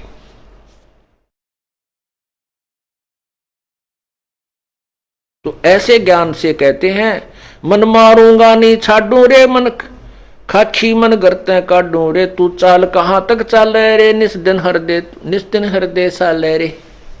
कि तू दूसरों को दुखी करता है, शारीरिक बलवान है वो वैसे गरीबों को तंग करता है। कोई मंत्री एमएलए बनकर के दूसरों को वैसे परेशान करता है, कोई अधिकारी बनकर के किसी और नीचे वालों को दुखी करता है। वैसे भी कोई 2 पैसे घर में हो गए तो वो बकवाद करता है, 2-4 बेटे हो गए वो परिवार दूसरों को तंग करता है। तो यहां क्या कहता है, तू चाल कहां तक चाल रे, तो निस्तिन हृदय साल रे। हृदय सालना माने दुखी, हृदय में दुख पीड़ा पैदा करना, हृदय दुखाना किसी का। 8 पटन सब लूटा रे, तू 8 गाठों झूठा रे। तब बस्ती नगर उजाड़ा रे, खाकी मन झूठा दारा रे। ये 3 लोक में फिरता रे, इसे घेर रहे नहीं घिरता रे। इस 3 लोक में फिर रहा है, कहते यो किसी से डांटा नहीं डटता। आप देख लो, किसी से, कहते हैं भगवान शिव जी ने, भगवान शिव जी ने देखा कि पार्वती जी ने झूठ बोल दिया। भगवान शंकर अपनी पत्नी पार्वती जी पर पूर्ण विश्वास करता था कि ये मेरे साथ कभी भी दगा नहीं कर सकती, ये मेरी बहुत वफादार है, मेरे सामने ये कभी झूठ नहीं बोल सकती। अब उसने क्या झूठ बोल दिया था? जब श्री रामचंद्र जी वनवास में थे, उनकी पत्नी सीता जी को लंकापति रावण अपहरण करके उठा ले गया था। उसके वियोग में श्री रामचंद्र जी तड़फ रहे थे, विलाप कर रहे थे, रो रहे थे। उसमें भगवान शंकर और पार्वती अपने लोक से देख रहे थे। भगवान शंकर ने उस रो रहे नीचे व्यक्ति यानी श्री रामचंद्र उर्फ विष्णु जी को प्रणाम किया। पार्वती जी ने कहा कि आप किसको प्रणाम कर रहे हो? शिव भगवान ने कहा कि सामने विष्णु भगवान है, ये दशरथ के घर इन्होंने जन्म लिया है, इसलिए मैं इस प्रभु को प्रणाम कर रहा हूं। पार्वती ने देखा कि ये तो रो रहा है बुरी तरह, बालका की तरह रो रहा है, विलाप कर रहा है। सीते कहाँ गई, सीता कहाँ गई, कहाँ गई मेरी सीता? कभी इनको मृगों को उनके गले लिपट के रोता है, मेरी सीता देखी तुमने, ऐसे विलाप कर रहे। तो पार्वती ने कहा कि भगवान ऐसे थोड़े होते हैं, भगवान होता तो ऐसे थोड़ा रोता ही। मैं इसकी परीक्षा लूंगी, यदि ये भगवान होगा मैं सीता रूप बनाऊंगी, इसके सामने जाऊंगी। यदि मुझे ये पहचान लेगा कि मैं सीता नहीं हूं तो मैं इसको भगवान मानूंगी और प्रणाम करूंगी, अन्यथा नहीं करूं। शंकर भगवान ने कहा कि ऐसा मत करना, यदि तू सीता रूप बनाएगी तो मेरे काम नहीं रहेगी। पार्वती ने कहा ठीक है, जैसा आप कहोगे, मैं नहीं करती परीक्षा।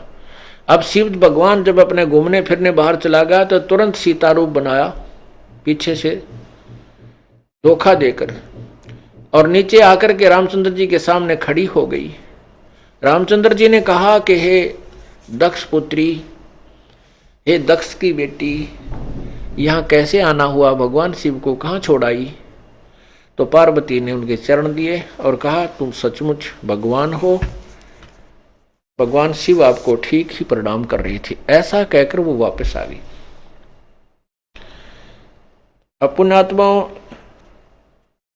यहां एक थोड़ा सा उदाहरण देते हैं। गीता जी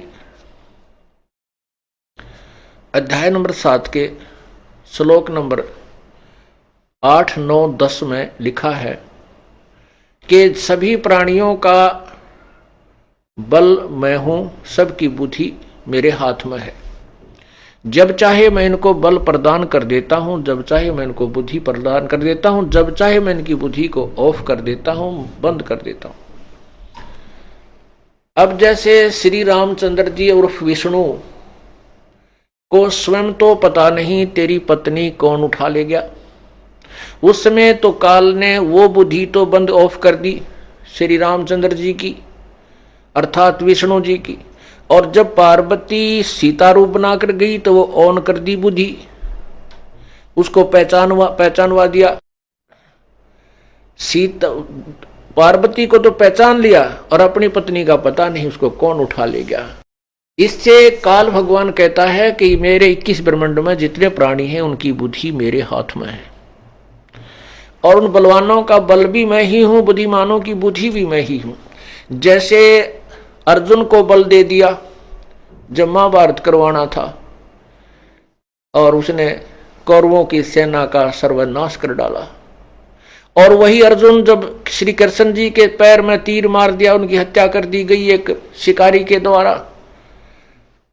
और श्री कृष्ण जी की पत्नियों यानी गोपियों को लेकर के 16,000 रानियां थी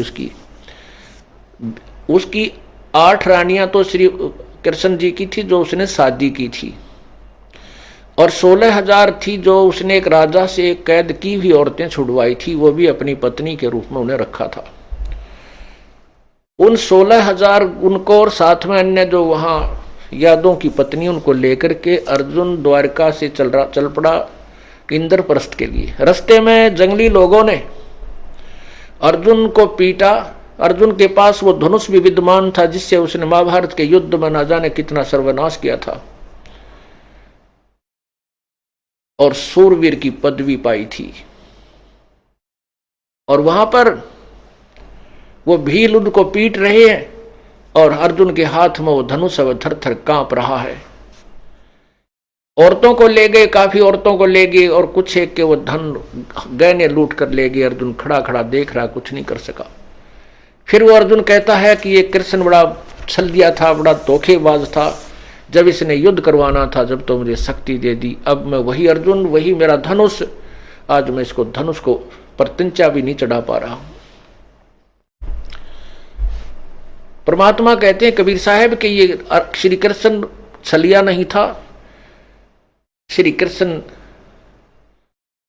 कपटी नहीं था, ये तो काल भगवान का खेल है जिसको तुम्हारी बुद्धि नहीं समझ सकती। तो यहां क्या बताते हैं, तो उसके बाद जब श्री शंकर भगवान जी को पता चला कि पार्वती ने तो बात बिगाड़ दी, इसने तो वही कर दिया जिसको मैंने मना किया था, क्यों काल ने फिर उसकी बुद्धि खोल दी, शंकर जी की बुद्धि खोल दी, क्योंकि इसने तो लड़ाई कराने तो मतलब है किसी भी जीव को चैन तो नहीं रहने दे। आप घर में देख लो, कितनी शांति करने की चेष्टा कर लो, एक आधी बात ऐसी प्रेरित कर देगा कि पत्नी में, कि पति में, कि बेटे में, कि बेटी में, शाम तक है शांति पैदा करवाना इसका प्रथम कर्तव्य है कि ये भगवान की तरफ ना लग जा, सदमार्ग की तरफ ना चले, ये बकवादा में बड़ा रहे, रूसिया रहे कि तो लड़ाई कर ले, फिर मन मुटाव हो जाए, भक्ति ना कर सके। लेकिन परमात्मा जब साथ हो जाते हैं इसकी चाल नहीं चल पाती। तो कहने का भाव यह है कि पार्वती के उस कपट को अब शंकर जी में प्रेरणा कर दी कि इसने धोखा किया। तब उसकी देवदृष्टि खुल गई, कहने लगा आपने परीक्षा ली है, पार्वती नाटकी ना, मैंने कोई परीक्षा नहीं ली। और उधर से उसके मन में बैठ गई कि झूठ बोल रही है, परीक्षा लेकर आई है। वो उससे कहा कि तूने परीक्षा ली है और सीता रूप धारण किया है, सीता लक्ष्मी का रूप है, लक्ष्मी मेरी बड़ी भाभी लालो माता के तुल्य है, मेरे मां के समान तू होगी है, अब मेरे काम की नहीं रही, तूने मेरी माता का रूप बनाया।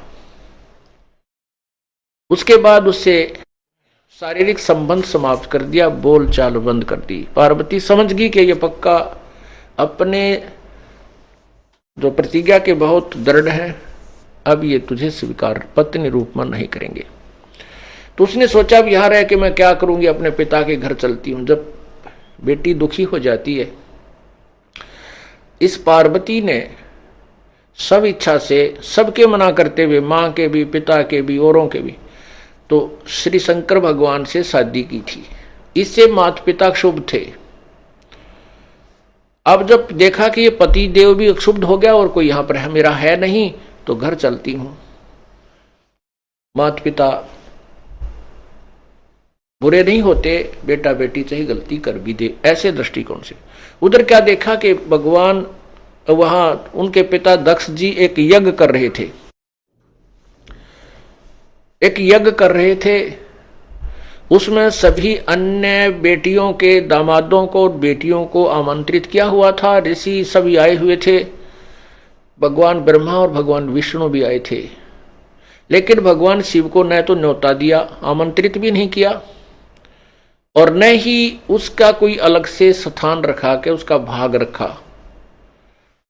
जैसे कोई बेटी का दामाद नहीं आया हुआ था किसी कारणवश, तो उसका एक आसन लगा रखा था और प्रतिदिन जो सबको दान दक्षिणा करते हैं उसका दान वहां रखा जाता था। ऐसे श्री शिव के भगवान के लिए नहीं किया हुआ था, यानी पार्वती के पति के लिए नहीं किया था। जब पार्वती वहां पहुंची तो सारे यज्ञ मंडल में घूम कर आई तो उसने देखा कि ये तो यहां यज्ञ हो रहा है और हमें बुलाया नहीं पिता ने। वो अपनी मां के पास गई। मां ने कुशल अक्षेम पूछना चाहा तो क्रोध होकर के पार्वती ने कहा कि माता, तुमने हमें बुलाया नहीं और न ही तुमने अपने दामाद का कहीं भाग रखा है। तो माता ने कहा, बेटी आपने स्वेच्छा से शादी की थी, इसलिए तेरे पिताजी तुझसे अक्षुब्ध हैं, दुखी हैं, नाराज हैं, और मेरी ना तो तू मानती और ना तेरा पिता मानता। मुझे नहीं मालूम, तू अपने बाप से पूछ ले इसके बारे में। वो दक्ष के पास गई। पिताजी आपने हमें आमंत्रित नहीं किया, क्यों नहीं किया? और मेरे जो पति का आपने कहीं भी भाग नहीं रखा। तब दक्ष ने कहा कि आप बगैर बुलाए यहां क्यों आए? तुझे यहां नहीं आना चाहिए था, तुझे किसने बुलाया है?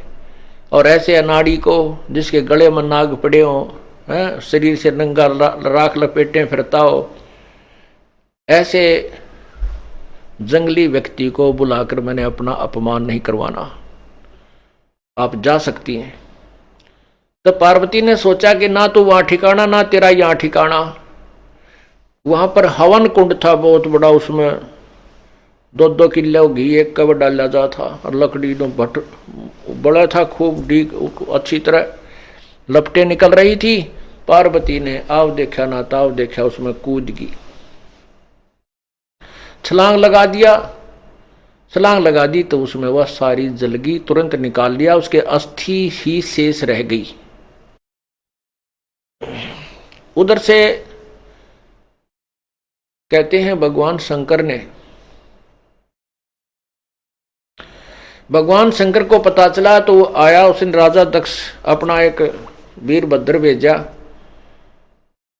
उसने राजा दक्ष की गर्दन काट दी। ये पुराण में कथा लिखी, शिव पुराण में, ज्यादा नहीं सुनाना चाहता। हम अपना जो आवश्यक प्रकरण है उसी पर विचार करते हैं। तो भगवान शिव ने देखा कि पार्वती जली पड़ी है, केवल अस्थि शेष रहती हैं, अध जला शरीर, उसको सीने से लगा लिया और उठाकर चल पड़ा, पार्वती पार्वती करता हुआ। 10,000 वर्ष तक इसी वियोग में खाना न पीना, बुरा हाल, बाढ़ बढ़ गए बुरी तरह, और उसको सीने से लगाए फिर रहा है। पुण्यात्माओं, हम इन्हें भगवान मानते थे, ये ठीक है, हमसे परम है, हमसे श्रेष्ठ है, हमसे उच्च आत्माएं हैं, लेकिन ये भी जीव संज्ञा में है। अब जैसे एक भैंस का काटड़ू मर गया, बच्चा या बच्ची, कट्टा या कटिया, तो उसके मरने के बाद व्यापारी लोग क्या करते हैं, उसके शरीर में से उसके चाम को उतार के उसमें भूस भर देते हैं और उसके पूछड़, छोटा सा पूछड़ होता, पूछड़ न्यूकायूं, पूछ व दूम न्यूकी न्यू रख लेते हैं और उस भूस भरे हुए चाम को उस भैंस के सामने लटका देते हैं और वो भैंस उसको अपना बच्चा जान के चाट चाट के और वो दूध देने लग जाती है। और उस बच्चे को उठा करके कोई चलता है तो पीछे पीछे भागी फिरती है, उसको अपना बच्चा मान के। वो चाम के उस एक मूर्ति बुत बना रखा होता है, चाम में भूस भर के, और उसको लटका के चल पड़ता है व्यापारी, और वो पशु व भैंस उसके पीछे पीछे भागती फिरती है, वो उसको अपना बच्चा मान रही है। तो यहां हमारे भगवान में और उस भैंस में कितना अंतर है, विचार कर लो। इसको मोह कहते हैं। ये भगवान विष्णु की शक्ति से, भगवान विष्णु के अंदर से निकल रही वो निर्गुण शक्ति, निराकार शक्ति जो प्रभावित कर रही है, इससे सभी प्राणी ऐसे प्रभावित हैं। इतना प्रबल मोह हो जाता है। तो जीव के बस का नहीं। तो वहां से काल भगवान ने विष्णु में प्रेरणा की, तो विष्णु ने सुदर्शन चक्र छोड़ा, पार्वती के टुकड़े टुकड़े किए, उस दक्ष पुत्री के टुकड़े टुकड़े किए सती के। जहां पर नैन गिरे वहां नैना देवी, सिर गिरा वहां मनसा देवी, और धड़ गिरा वहां पर वैष्णो देवी। ये मंदिर बना डाले हमने बाद में। अब वो मनसा देवी के ऊपर आपने देखा कितने आदमी मर गए। वो केवल एक यादगार बनाई गई थी कि इन कथाओं को कोई जुठला ना दे जो पुराणों में लिखी है। इसलिए वहां एक यादगार बना की, एक मंदिर नुमा, एक गोल गुम्बज नुमा एक स्तूप बना दिए गए थे, यादगारें बनाई गई थी, केवल ये प्रमाणित रखने के लिए कि सचमुच घटना घटी थी, कोई इन हमारे पुराणों को झुठला ना दे। बाद में उनकी पूजाएं शुरू होगी, वहां से मनते मानने लगे, और अब वहां पर क्या क्या कहर टूट रहे हैं। ये भोली भाली जनता, ये भोले श्रद्धालु इन नकली झूठे कपटी गुरुओं और ऋषियों के बातों में आकर के वहां कल्याण अर्थ जाते हैं और सर्वनाश करा लेते हैं। आपने पीछे पेपर में पढ़ा होगा, मनसा देवी में भगदड़ माच गई थी, 200 से 250 आदमी मर गए थे।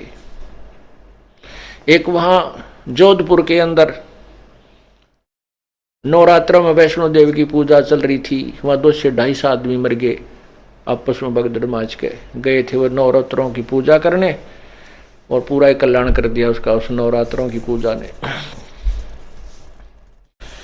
तो कहने का भाव यह है कि जब टुकड़े टुकड़े कर दिए विष्णु उस सुदर्शन चक्र ने, तब उस विष्णु भगवान शंकर की आंखें यानी मोह टूटा कि ये तो शरीर छूट चुका है। तो वहां उनको दफना करके फिर उसके मन में आता है, भगवान शंकर के मन में आया कि मैंने शादी की, मेरे अंदर वासना थी तो मैंने ब्याह कराया, और यदि ये कामदेव, ये वासना, ये रजोगुण मेरे अंदर जितना दबाव दे चुका, यदि मैं अपने इस कामदेव को समाप्त कर दूं तो ना रहेगा बांस, ना बजेगी बांसुरी।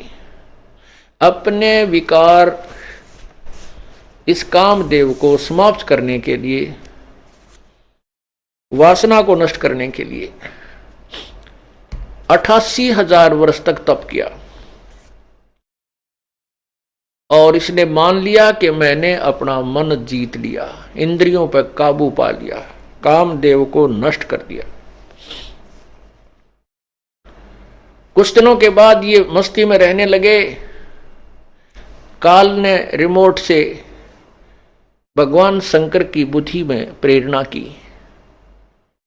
क्योंकि ये काल नहीं चाहता कि सभी ब्रह्मचारी बनकर बैठ जाएंगे। जिस तरह शिव जी ने हठ किया है, तो आने वालों के लिए भ्रम खंडन कर दूं, कहीं वो भी समाधि ला के हजारों वर्षों तक साधना करते रहें और संतान उत्पत्ति हो नहीं, और मैं 1 लाख जीव कहां से खाऊंगा। एक उदाहरण बना दिया कि तुम इतनी साधना नहीं कर सकते, कदे कोई ब्रह्मचारी बनकर बैठ जा, तुम्हारी फिर बाद में दुर्गति होगी। ये केवल परमात्मा कबीर साहब की शरण में आने के बाद फिर ये दाव नहीं लगता काल का, चाहे शादी कराओ या ना कराओ। परमात्मा का ज्ञान, उसकी भक्ति, उनकी प्रेजेंस, उसकी सर्कमस्टांस परमात्मा ऐसे बना देता है कि वो काल के जाल में नहीं फंसेगा। और जब तक परमात्मा का हाथ नहीं, जो मनमुखी साधनाएं अपने हिसाब से जो साधनाएं करते हैं, वो प्राणी वो काल के जाल में ही रहते हैं। तो उसमें क्या हुआ, भगवान शिव अपने मन में मान चुके थे कि मैंने कामदेव को जीत लिया, अब मैं कभी किसी स्त्री पर आसक्त नहीं हो सकता। एक दिन काल भगवान ने उसका वो रिमोट दबाया, मन में सोच उठी कि सुना है जब सागर मंथन हुआ था, भगवान विष्णु जी ने एक सुंदर स्त्री का रूप बना करके राक्षसों को मोहित किया था नाच डांस करके, और उनसे अमृत का कलश घड़ा छीन लिया था और मदिरा का उनको दे दिया था, जिससे राक्षस लोग मदिरा पी करके मदहोश हो गए थे, देवता अमृत पी करके आनंदित हुए थे। तो क्यों ना कहते हैं भगवान शंकर को विचार था कि मैंने विष ग्रहण किया था, जिस कारण से मैं उस दृश्य को नहीं देख सका, मुझे विष का नशा छा गया था। अब भगवान विष्णु के पास चलता हूं, उनसे पूछता हूं, उनसे वो रूप बनवा कर देखता हूं जिस रूप से उसने राक्षसों को मोहा था, मोहित किया था। ये विचार करके भगवान विष्णु के पास विष्णु लोक में गए। भगवान विष्णु जी वहां विद्यमान थे। आओ भक्त की कि आओ भगवान कैसे आना हुआ, उन्होंने अपना प्रयोजन बताया। कहा कि भगवान उस समय मैं अचेत था, मुझे होश नहीं था, और सुना है कि आपने ऐसे ऐसे सुंदर स्त्री रूप बनाकर आप बहुत सुंदर लग रहे थे, देवता लोग बताते हैं, तो मुझे आप अपना वो मोहनी रूप बनाओ के दिखाओ। अब भगवान विष्णु कहने लगे, महात्मा भगवान भोलेनाथ, वो तो कोई समय था और वही मजबूरी में ना जाने के रूप बनाना पड़ जावे। अब मैं कैसे स्त्री बनूं, मुझे शर्म आवे, मैं नहीं बनूंगा स्त्री। तो भगवान शिव जी कहने लगे कि भगवान देख लो, मैं तो बैठ गया तेरे द्वार पे, जब तक मुझे स्त्री वो मोहनी रूप नहीं बना दोगे मैं तो जाऊं नहीं। भगवान विष्णु को मालूम था कि ये पक्के हैं अपनी जिद के, हट के पक्के हैं। इब तो 88,000 वर्षों में उठ काए हैं, यहाँ समाधि ला ली तो ये कद्दे भी ना उठे, फिर इससे तो पीछा छुटाना ही पड़ेगा, ये तो धरना दे देगा यहाँ पर।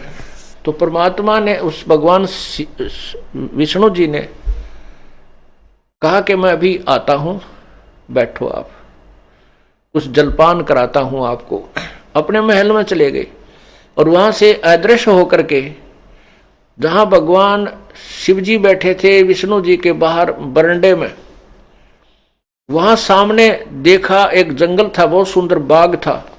उस बाग में भगवान विष्णु ने एक सुंदर स्त्री का रूप बनाया और सुंदर गाना गाना प्रारंभ किया, मीठा सुरीला गाना प्रारंभ किया, और अर्धनगर शरीर ऐसे वस्त्र पहन रखे थे। अब भगवान शिव ने इधर उधर देखा, कोई नहीं देख रहा था, तो तुरंत उस लड़की की तरफ और बाग की तरफ चल पड़े, दौड़ लिए। वो लड़की भी आगे को चलती रही। भगवान शिव जी भी कदम उठाकर तेजी से चलने लगे, तो लड़की काफी आगे चली गई। उसने जाकर के उनका हाथ पकड़ लिया। भगवान शिव ने पूर्ण रूप से प्रेरित थे वासना से, और भी कुछ ऐसी गति उनकी होगी थी जो यहां वर्णन नहीं की जा सकती। तब उसी समय भगवान विष्णु अपने स्वरूप में आ गए और हंस रहे थे कि भोलेनाथ, जैसे तू मूर्ख बना दिया ऐसे मैंने वो देव राक्षस मूर्ख बनाए थे। हंसने लग गया, नीची गर्दन कर ली और कहने लगे तेरी लीला तू ही जाने। तो परमात्मा क्या बताना चाहते हैं, जैसे अग्नि काष्ठ के माही है व्यापक पर दिखे नाही, ऐसे कामदेव पर चंडा व्यापक सकल दीप नौखंडा। अब जैसे अग्नि में काठ है, काठ में अग्नि है, काष्ठ के लकड़ी में अग्नि है, और जब इसको वैसे अग्नि नजर नहीं आती, जब इसको तिल्ली लगाई जाती है तो प्रज्वलित हो जाती है। इसी प्रकार परमात्मा कहते हैं ये वासना जो रजोगुण है ऐसे प्रत्येक प्राणी में विद्यमान है, प्रत्येक स्थान पर, और जब यह संयोग होता है तो उतना ही प्रबल होता है। कहते हैं विकार मरे मत जानना जज्जो भूबल में आगे। ये तो कबीर परमात्मा की कृपा से, इनकी भक्ति से, साधना से ये कंडम हो जाते हैं और फिर सतलोक की धुन बन जाती है। उस ज्ञान से हमें क्या होता है कि इंद्र दा राज कागदा बेस्टा ना भोगा इंद्राणी नु, सुख दे पास हुरंबा आई जक ध्यान लगा निर्वाणी नु। हमने फिर एक ही इच्छा रह जाती है सतलोक जाने की, और कुछ भी चाहत शेष नहीं रहती। सभी काग की बीट दिखाई देती है, काग की टट्टी दिखाई देती है। अब क्या बताते हैं परमात्मा, यो तीन लोक में फिरता रे, इसे घेर रहे नहीं घिरता रे। यो मन कहिए अकमाया रे, इन्हें बहुविध धुंध मचाया रे। ये माया चढ़ी अहेड़े रे, या हंसा चुन खात नबेड़े रे। या मन माया का गोणा रे, ये नर कनक कामणी सोना रे। ये क्या मीही क्या मोटी रे, सभी जानो खोटी रे। ये मन माया की जाली रे, या निर्गुण सरगुण डाली रे। ये त्रिगुणमयी माया,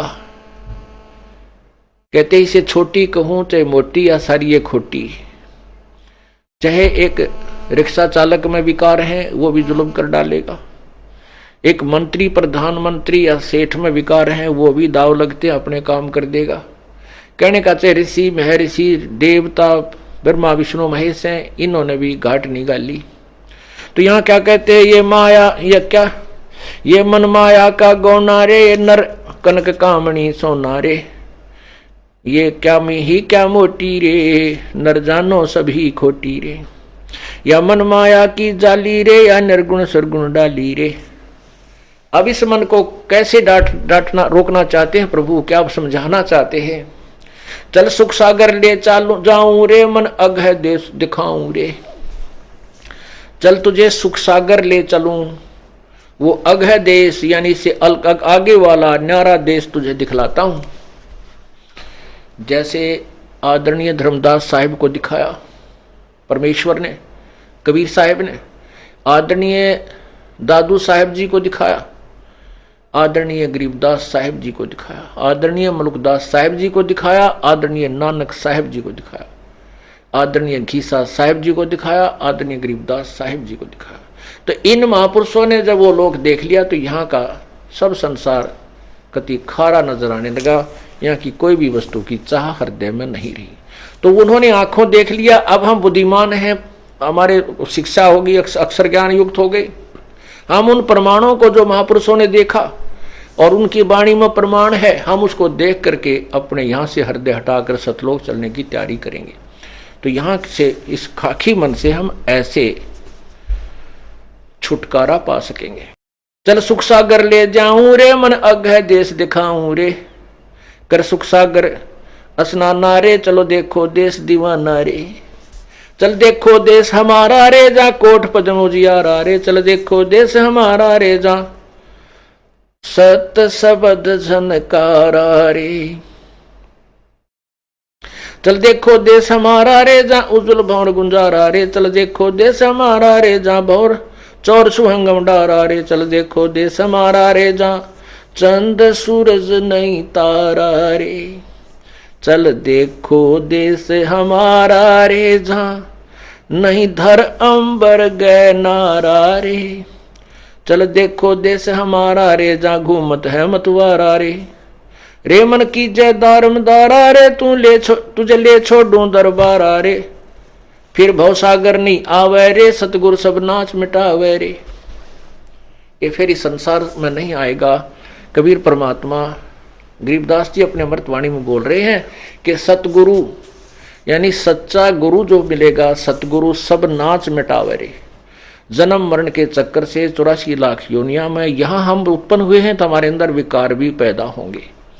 ये तो कबीर परमात्मा की रजा होगी, भक्ति करेंगे, सच्ची श्रद्धा से लगेंगे तो अपने इस प्रारब्ध को भोग कर हम सतलोक चले जाएंगे। उसके बाद सब नाच मिट जाएंगे, ना जन्म रहे, ना मृत्यु रहे, ना ये विकार रहे। फिर भवसागर नहीं आवे रे, सतगुरु सब नाच मिटावे रे। चल अजब नगर विश्राम मारे, तुम छोड़ो देना बा मारे। चल देखो देश अमानी रे, जा ना कुछ पावक पानी रे। चल देखो देश अमानी रे, जा बसे दरसे बारा बानी रे। चल देखो देश अमानी रे, मैं सतगुरु पे कुर्बानी रे। चल देखो देश बिलंदा रे, जा बसे कबीरा जिंदा रे।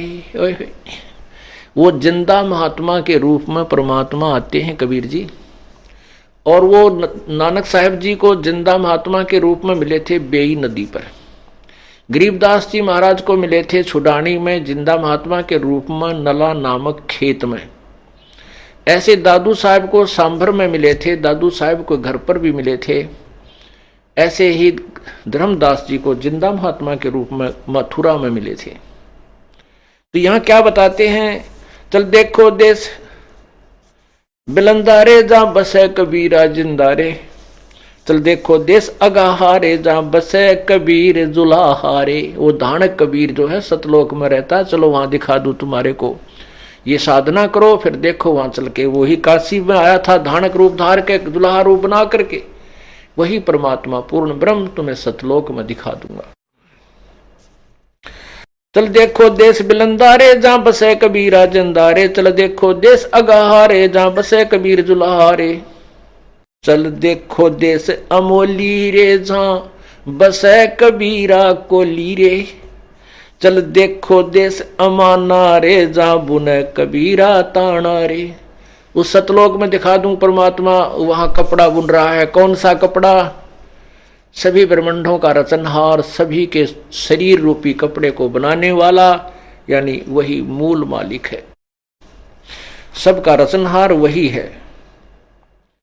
चल अवगत नगर निवासारे जहां नहीं मन माया का बासारे, वहां पर ना ये मन है ना ये त्रिगुणमयी माया है।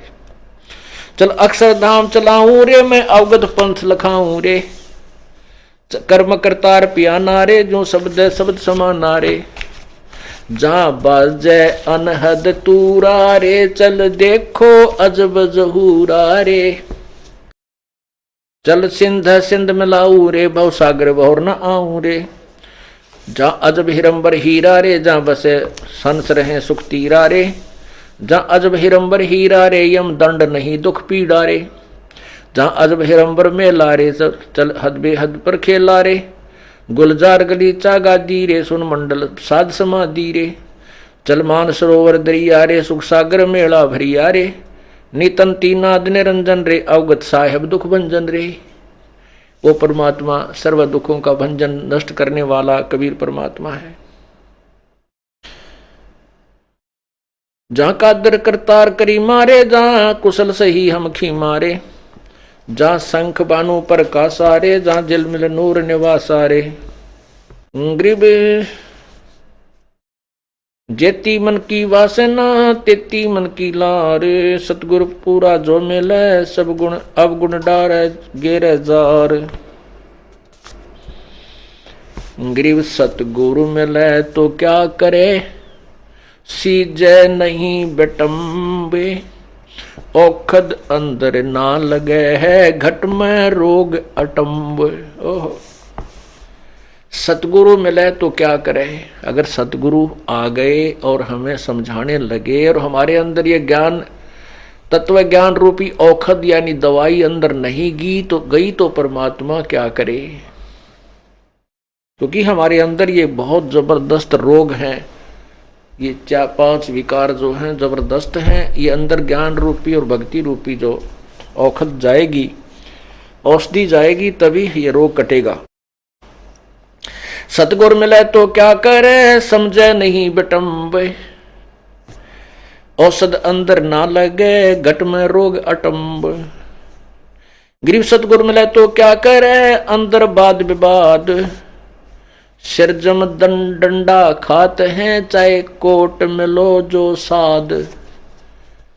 ये काल ने ऐसा बिगाड़ दिया ज्ञान को कि इसको वाद विवादी बना दिया प्राणी को।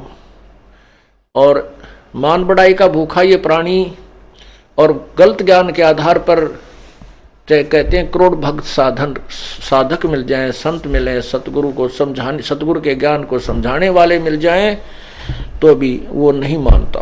क्या कहता है, गरीब सतगुरु मिला तो क्या करे, अंदर वाद विवाद।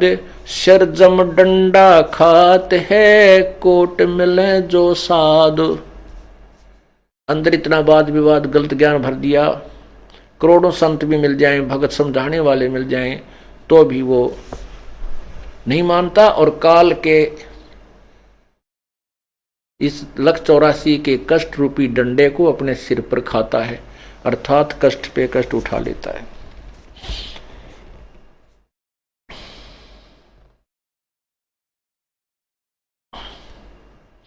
गरीब सतगुर मिले तो क्या कह रहा ये तजै न मन के मैल, सो मानुष नहीं जानी ये जाते निका बैल। जो समझाए तो भी ना मानते, आंखों देखकर प्रमाण भी नहीं मानते, उनके बारे में कहते हैं कि गरीब सतगुर मिला तो क्या कह रहा है ये तजै न मन की आंट, जाका मुख ना देखिए जासे निका नाट। कहते हैं उसके फिर पास भी नहीं जावा, शकल भी नहीं देखे, इसे नालायक की जो आंखों देखकर भी भगवान के प्रमाणों को देखकर नहीं मानता है।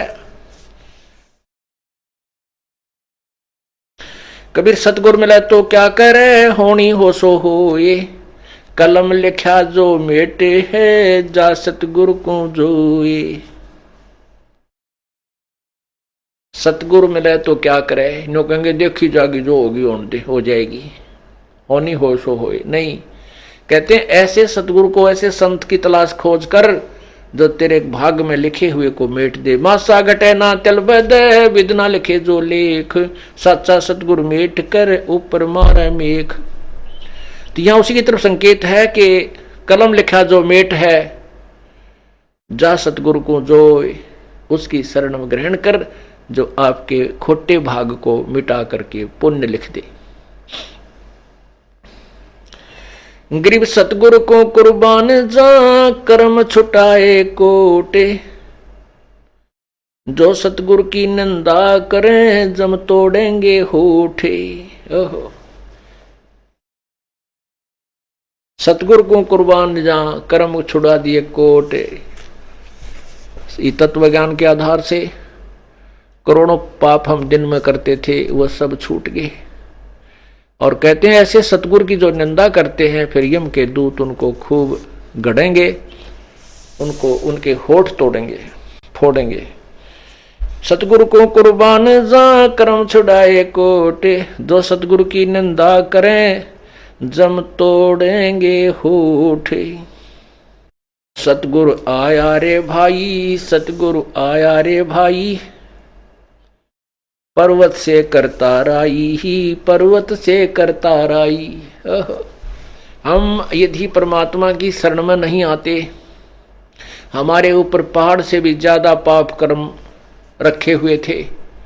अब परमात्मा ने तत्व नाम ज्ञान के आधार से सत्य नाम दे करके, सार नाम दे करके उन ढेर सारे पाप कर्मों को आग लगा दी, वो समाप्त कर दिए। सतगुरु आया रे भाई, सतगुरु आया रे भाई, पर्वत से करता राई, पर्वत से करता राई। बिरला जानत है कोई, बिरला जानत है कोई, बाजीगर है नरमोही, बाजीगर है नरमोही। वो तारंग मंत्र देवेगा, तारंग मंत्र देवेगा, जन अपना कर लेवेगा, जन अपना कर लेवेगा। वो एक ऐसा मंत्र देगा जो पार करने वाला, तारग मंत्र, और फिर अपना अपना बना लेगा, काल से छुड़वा लेगा। सतगुरु जब आएगा, परम संत आते हैं, उसके बारे में बताते हैं। तारग मंत्र देवेगा, तारग मंत्र देवेगा, जन अपना कर लेवेगा, जन अपना कर लेवेगा।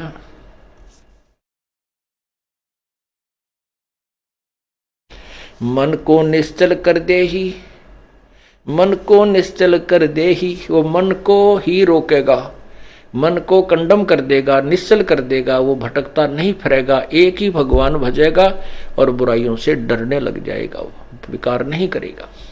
वो भक्त जो सतगुरु शरण में आ गया। मन को निश्चल कर दे ही, मन को निश्चल कर दे ही, भवसागर से हंसा खेही, भवसागर से हंसा खेही। दास गरीब दीवाना है, दास गरीब दीवाना है, सतगुरु को कुर्बाना है, सतगुरु को कुर्बाना है। अब क्या बताते हैं, ये मन जो है सत साधना पर नहीं लगता, और उल्टा मार्ग इसने बता दिया, कितना ही कठिन परिश्रम करवा ले ये कर लेता है। आपको ऐसा नाम मिला है, ऐसी भक्ति मिली है जो शास्त्रों प्रमाणित है। गीता आदि सभी सदग्रंथों में और सुख सवसम वेद संतों की अमृत अमर वाणी में यही प्रमाण है कि काम करते करते परमात्मा की भक्ति करनी है। अपने दैनिक क्रिया को करना भी है, साथ में प्रभु को याद करना है। कैसे करना है कि नाम उठत नाम बैठत नाम सोत जागबे, नाम खाते नाम पीते नाम सेती लागबे। जैसे कोई कहता है भी मैं तो सर्विस करता हूं, नौकरी करता हूं, बैंक में सर्विस करता हूं, बहुत काम रहता है, ऐसे ऐसे सारा दिन। कितना समय करते हो? 8 घंटे। दिन रात में कितने घंटे हैं? 24 घंटे। कितना घंटा सोना चाहते हो? 6 घंटे। 8 6 14, 10 घंटे।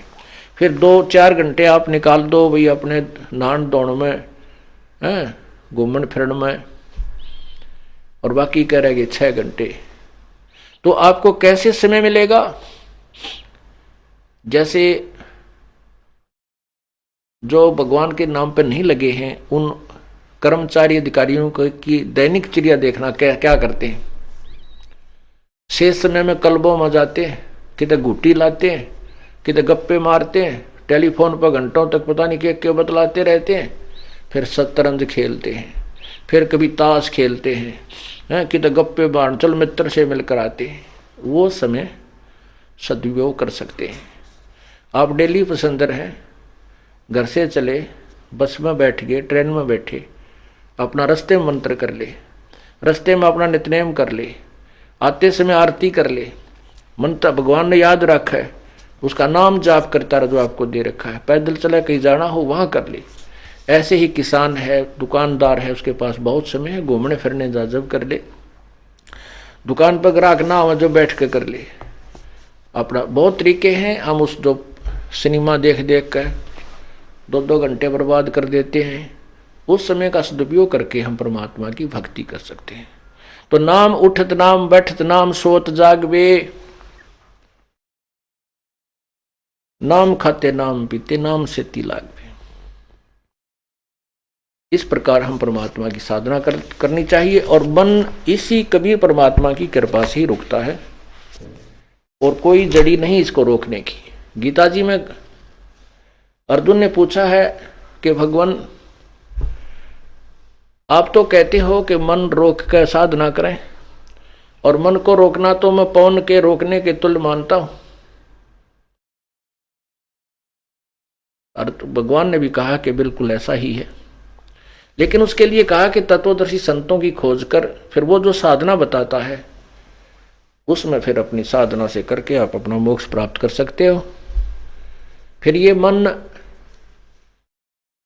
इस मन को हम कैसे रोकेंगे? इस मन को ऐसे रोकेंगे, एक संत था, सिद्ध पुरुष था, उसने अपने एक शिष्य से एक सिद्धि करवा दी। उससे कहा कि ये सिद्धि तुझे हो चुकी है, लेकिन इस सिद्धि को मेरी अब्सेंस में, मेरी अनुपस्थिति में इसका प्रयोग मत करना। उसने सोचा ठीक है। गुरुजी एक दिन चले गए कि तक घूमन फिरन, शाम तक ना आए। उसने सोचा जो सिद्धि मैंने की है, गुरुजी ने कहा तू सिद्ध हो गया है, अपने देख तो लूं, परीक्षा कर लेता हूं। उसने अपना वो मंत्र बोल दिया और उससे एक जिंद आ गया, जिंद भूत। उस जिंद ने कहा कि मेरी शर्त सुन ले बाबा जी, या तो मुझे काम लगाए रखना, नहीं तेरी गर्दन दबा दूंगा। मुझे फुर्सत मिली, मेरे को तूने निश्चल छोड़ दिया बिना काम के, तो मैं तुझे मारूंगा। बाबा जी ने सोची भाई तो अच्छा पंगा पड़ा। वो बच्चे ने, शेष ने कहा कि जाओ आटा मांग के लाओ। वो आटा मांग लिया, 2 मिनट में आ गया। कहा लकड़ी लाओ, लकड़ी ले आया। नमक लाओ, फिर मिर्च लाओ। उसने खूब अंडा लिया, वो सारे काम नमटन हो लिए। उन्हें सोचा ही मारेगा, अब क्या कहूँ, तो 1 मिनट में ला रखता है। अब उसका पसीने आ रहे, गुरु जी ने याद करे, गुरु जी आओ, कित गए, बत मर गया। इतने में वो बाबा जी आ गए, उसके गुरु जी, उनको देखकर भाग के चरणों में पड़ गया, मुझे बचाओ, मुझे बचाओ, ये जंद मारेगा, जंद मारेगा। गुरु जी ने कहा कि क्या तूने वो सिद्धि प्रयोग कर ली? कहा जी वह सिद्धि प्रयोग कर ली। नालायक तन बहुत गलती करी, पर एक काम कर, इसको कहे कि एक लंबा बांस ले आवे। उसने कहा जा एक लंबा बांस ला, वो लंबा बांस ले आया। गुरु जी ने कहा कि इसने कह दे धरती में गाड़ दे इसको, खड़ा स्ट्रेट। उसने कहा कि इसको धरती में गाड़, उसने गाड़ दिया। तब गुरु जी ने कहा इसको कह दे इस पर चढ़ और उतरे, जब मुझे जरूरत होगी बुला लूंगा ना, अपने इस पर चढ़े और उतरेगा।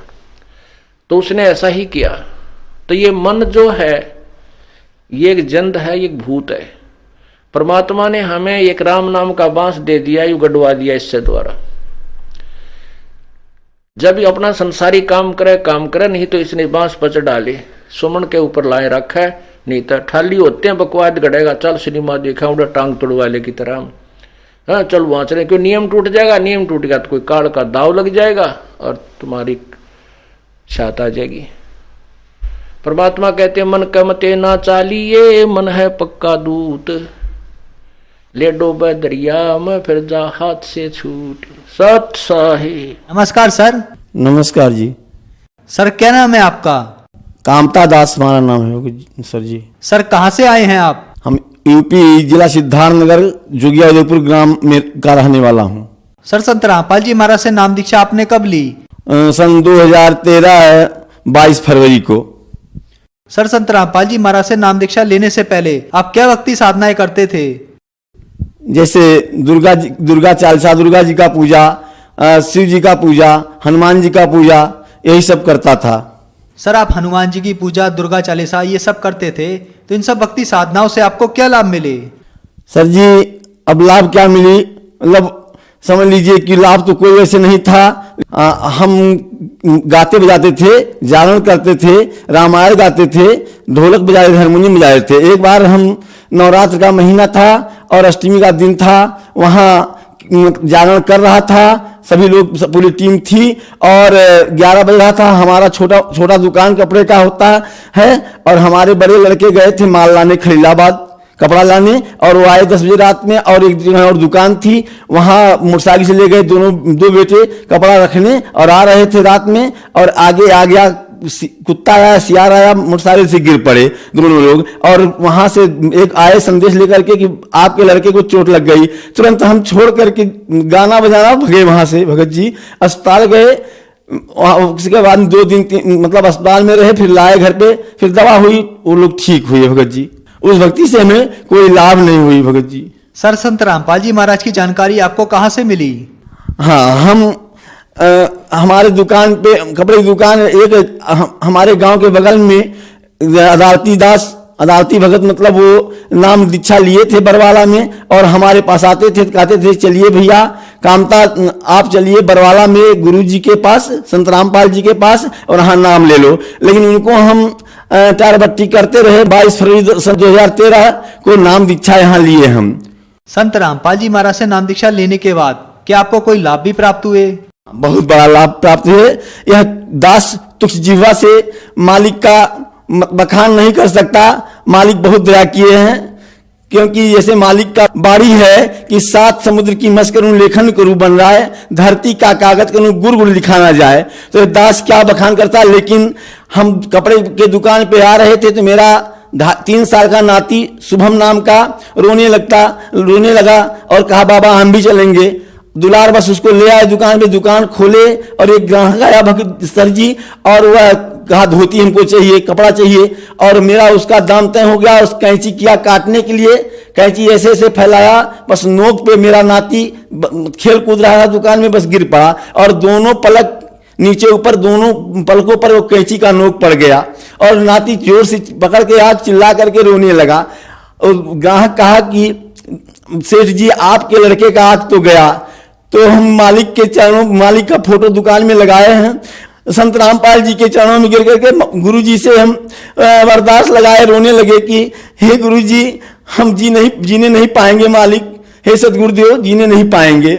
उसके बाद में फिर कहे कि देखें नाती, देखें बाबू, आंख देखें, हाथ हटा के देखें भगत जी, वह कैंची फूल बन गया था। मेरे नाती को एक खरोंच भी नहीं लगा था। मालिक की बंदी छोड़ सतगुरु रामपाल जी महाराज की जय।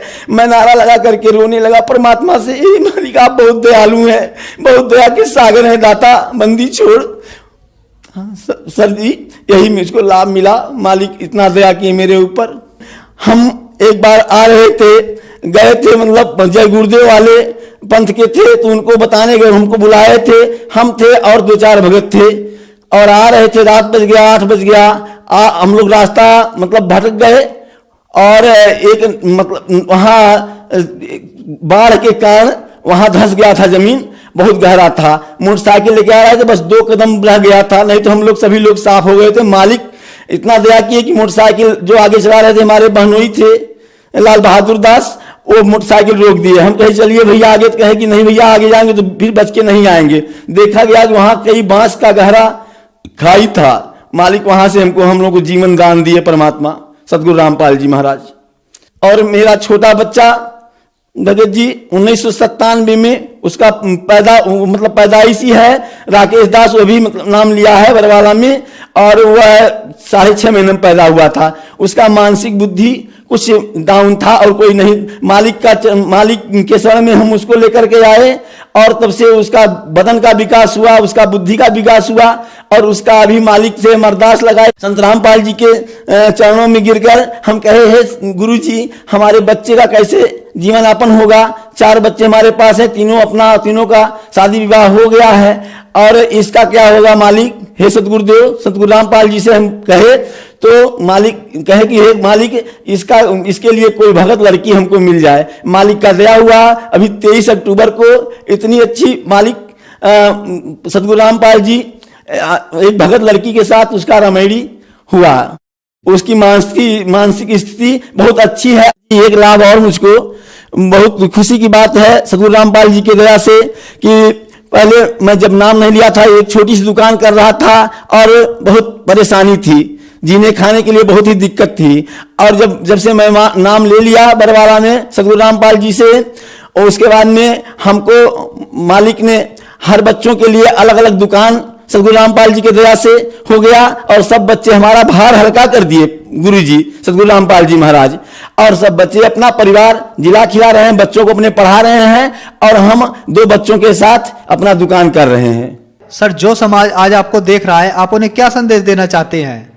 सर जी हम संदेश क्या दे सकते हैं, उनसे अनुरोध कर सकते हैं कि सभी जितने भी मानव जीवन में आए हैं इस धरती पर, सब लोग सतगुरु रामपाल जी के शरण में आकर के अपना कल्याण करावें, उनसे नाम लेकर के। सर संत रामपाल जी महाराज की शरण में कैसे आया जा सकता है? सर साधना टीवी पे जो सत्संग आता है गुरु जी का 7:30 से 8:30 तक, उस पे जो नीचे पीली पट्टी है उस पे सब नंबर पड़ा हुआ है। उस नंबर के द्वारा वह उनसे नाम दीक्षा लेने के लिए तमाम जगह पे नाम दान सेंटर खुले हैं, वहां पहुंच करके नाम लेकर के अपना कल्याण करावें। धन्यवाद सर। सत साहिब। बोलो सतगुरुदेव की जय हो।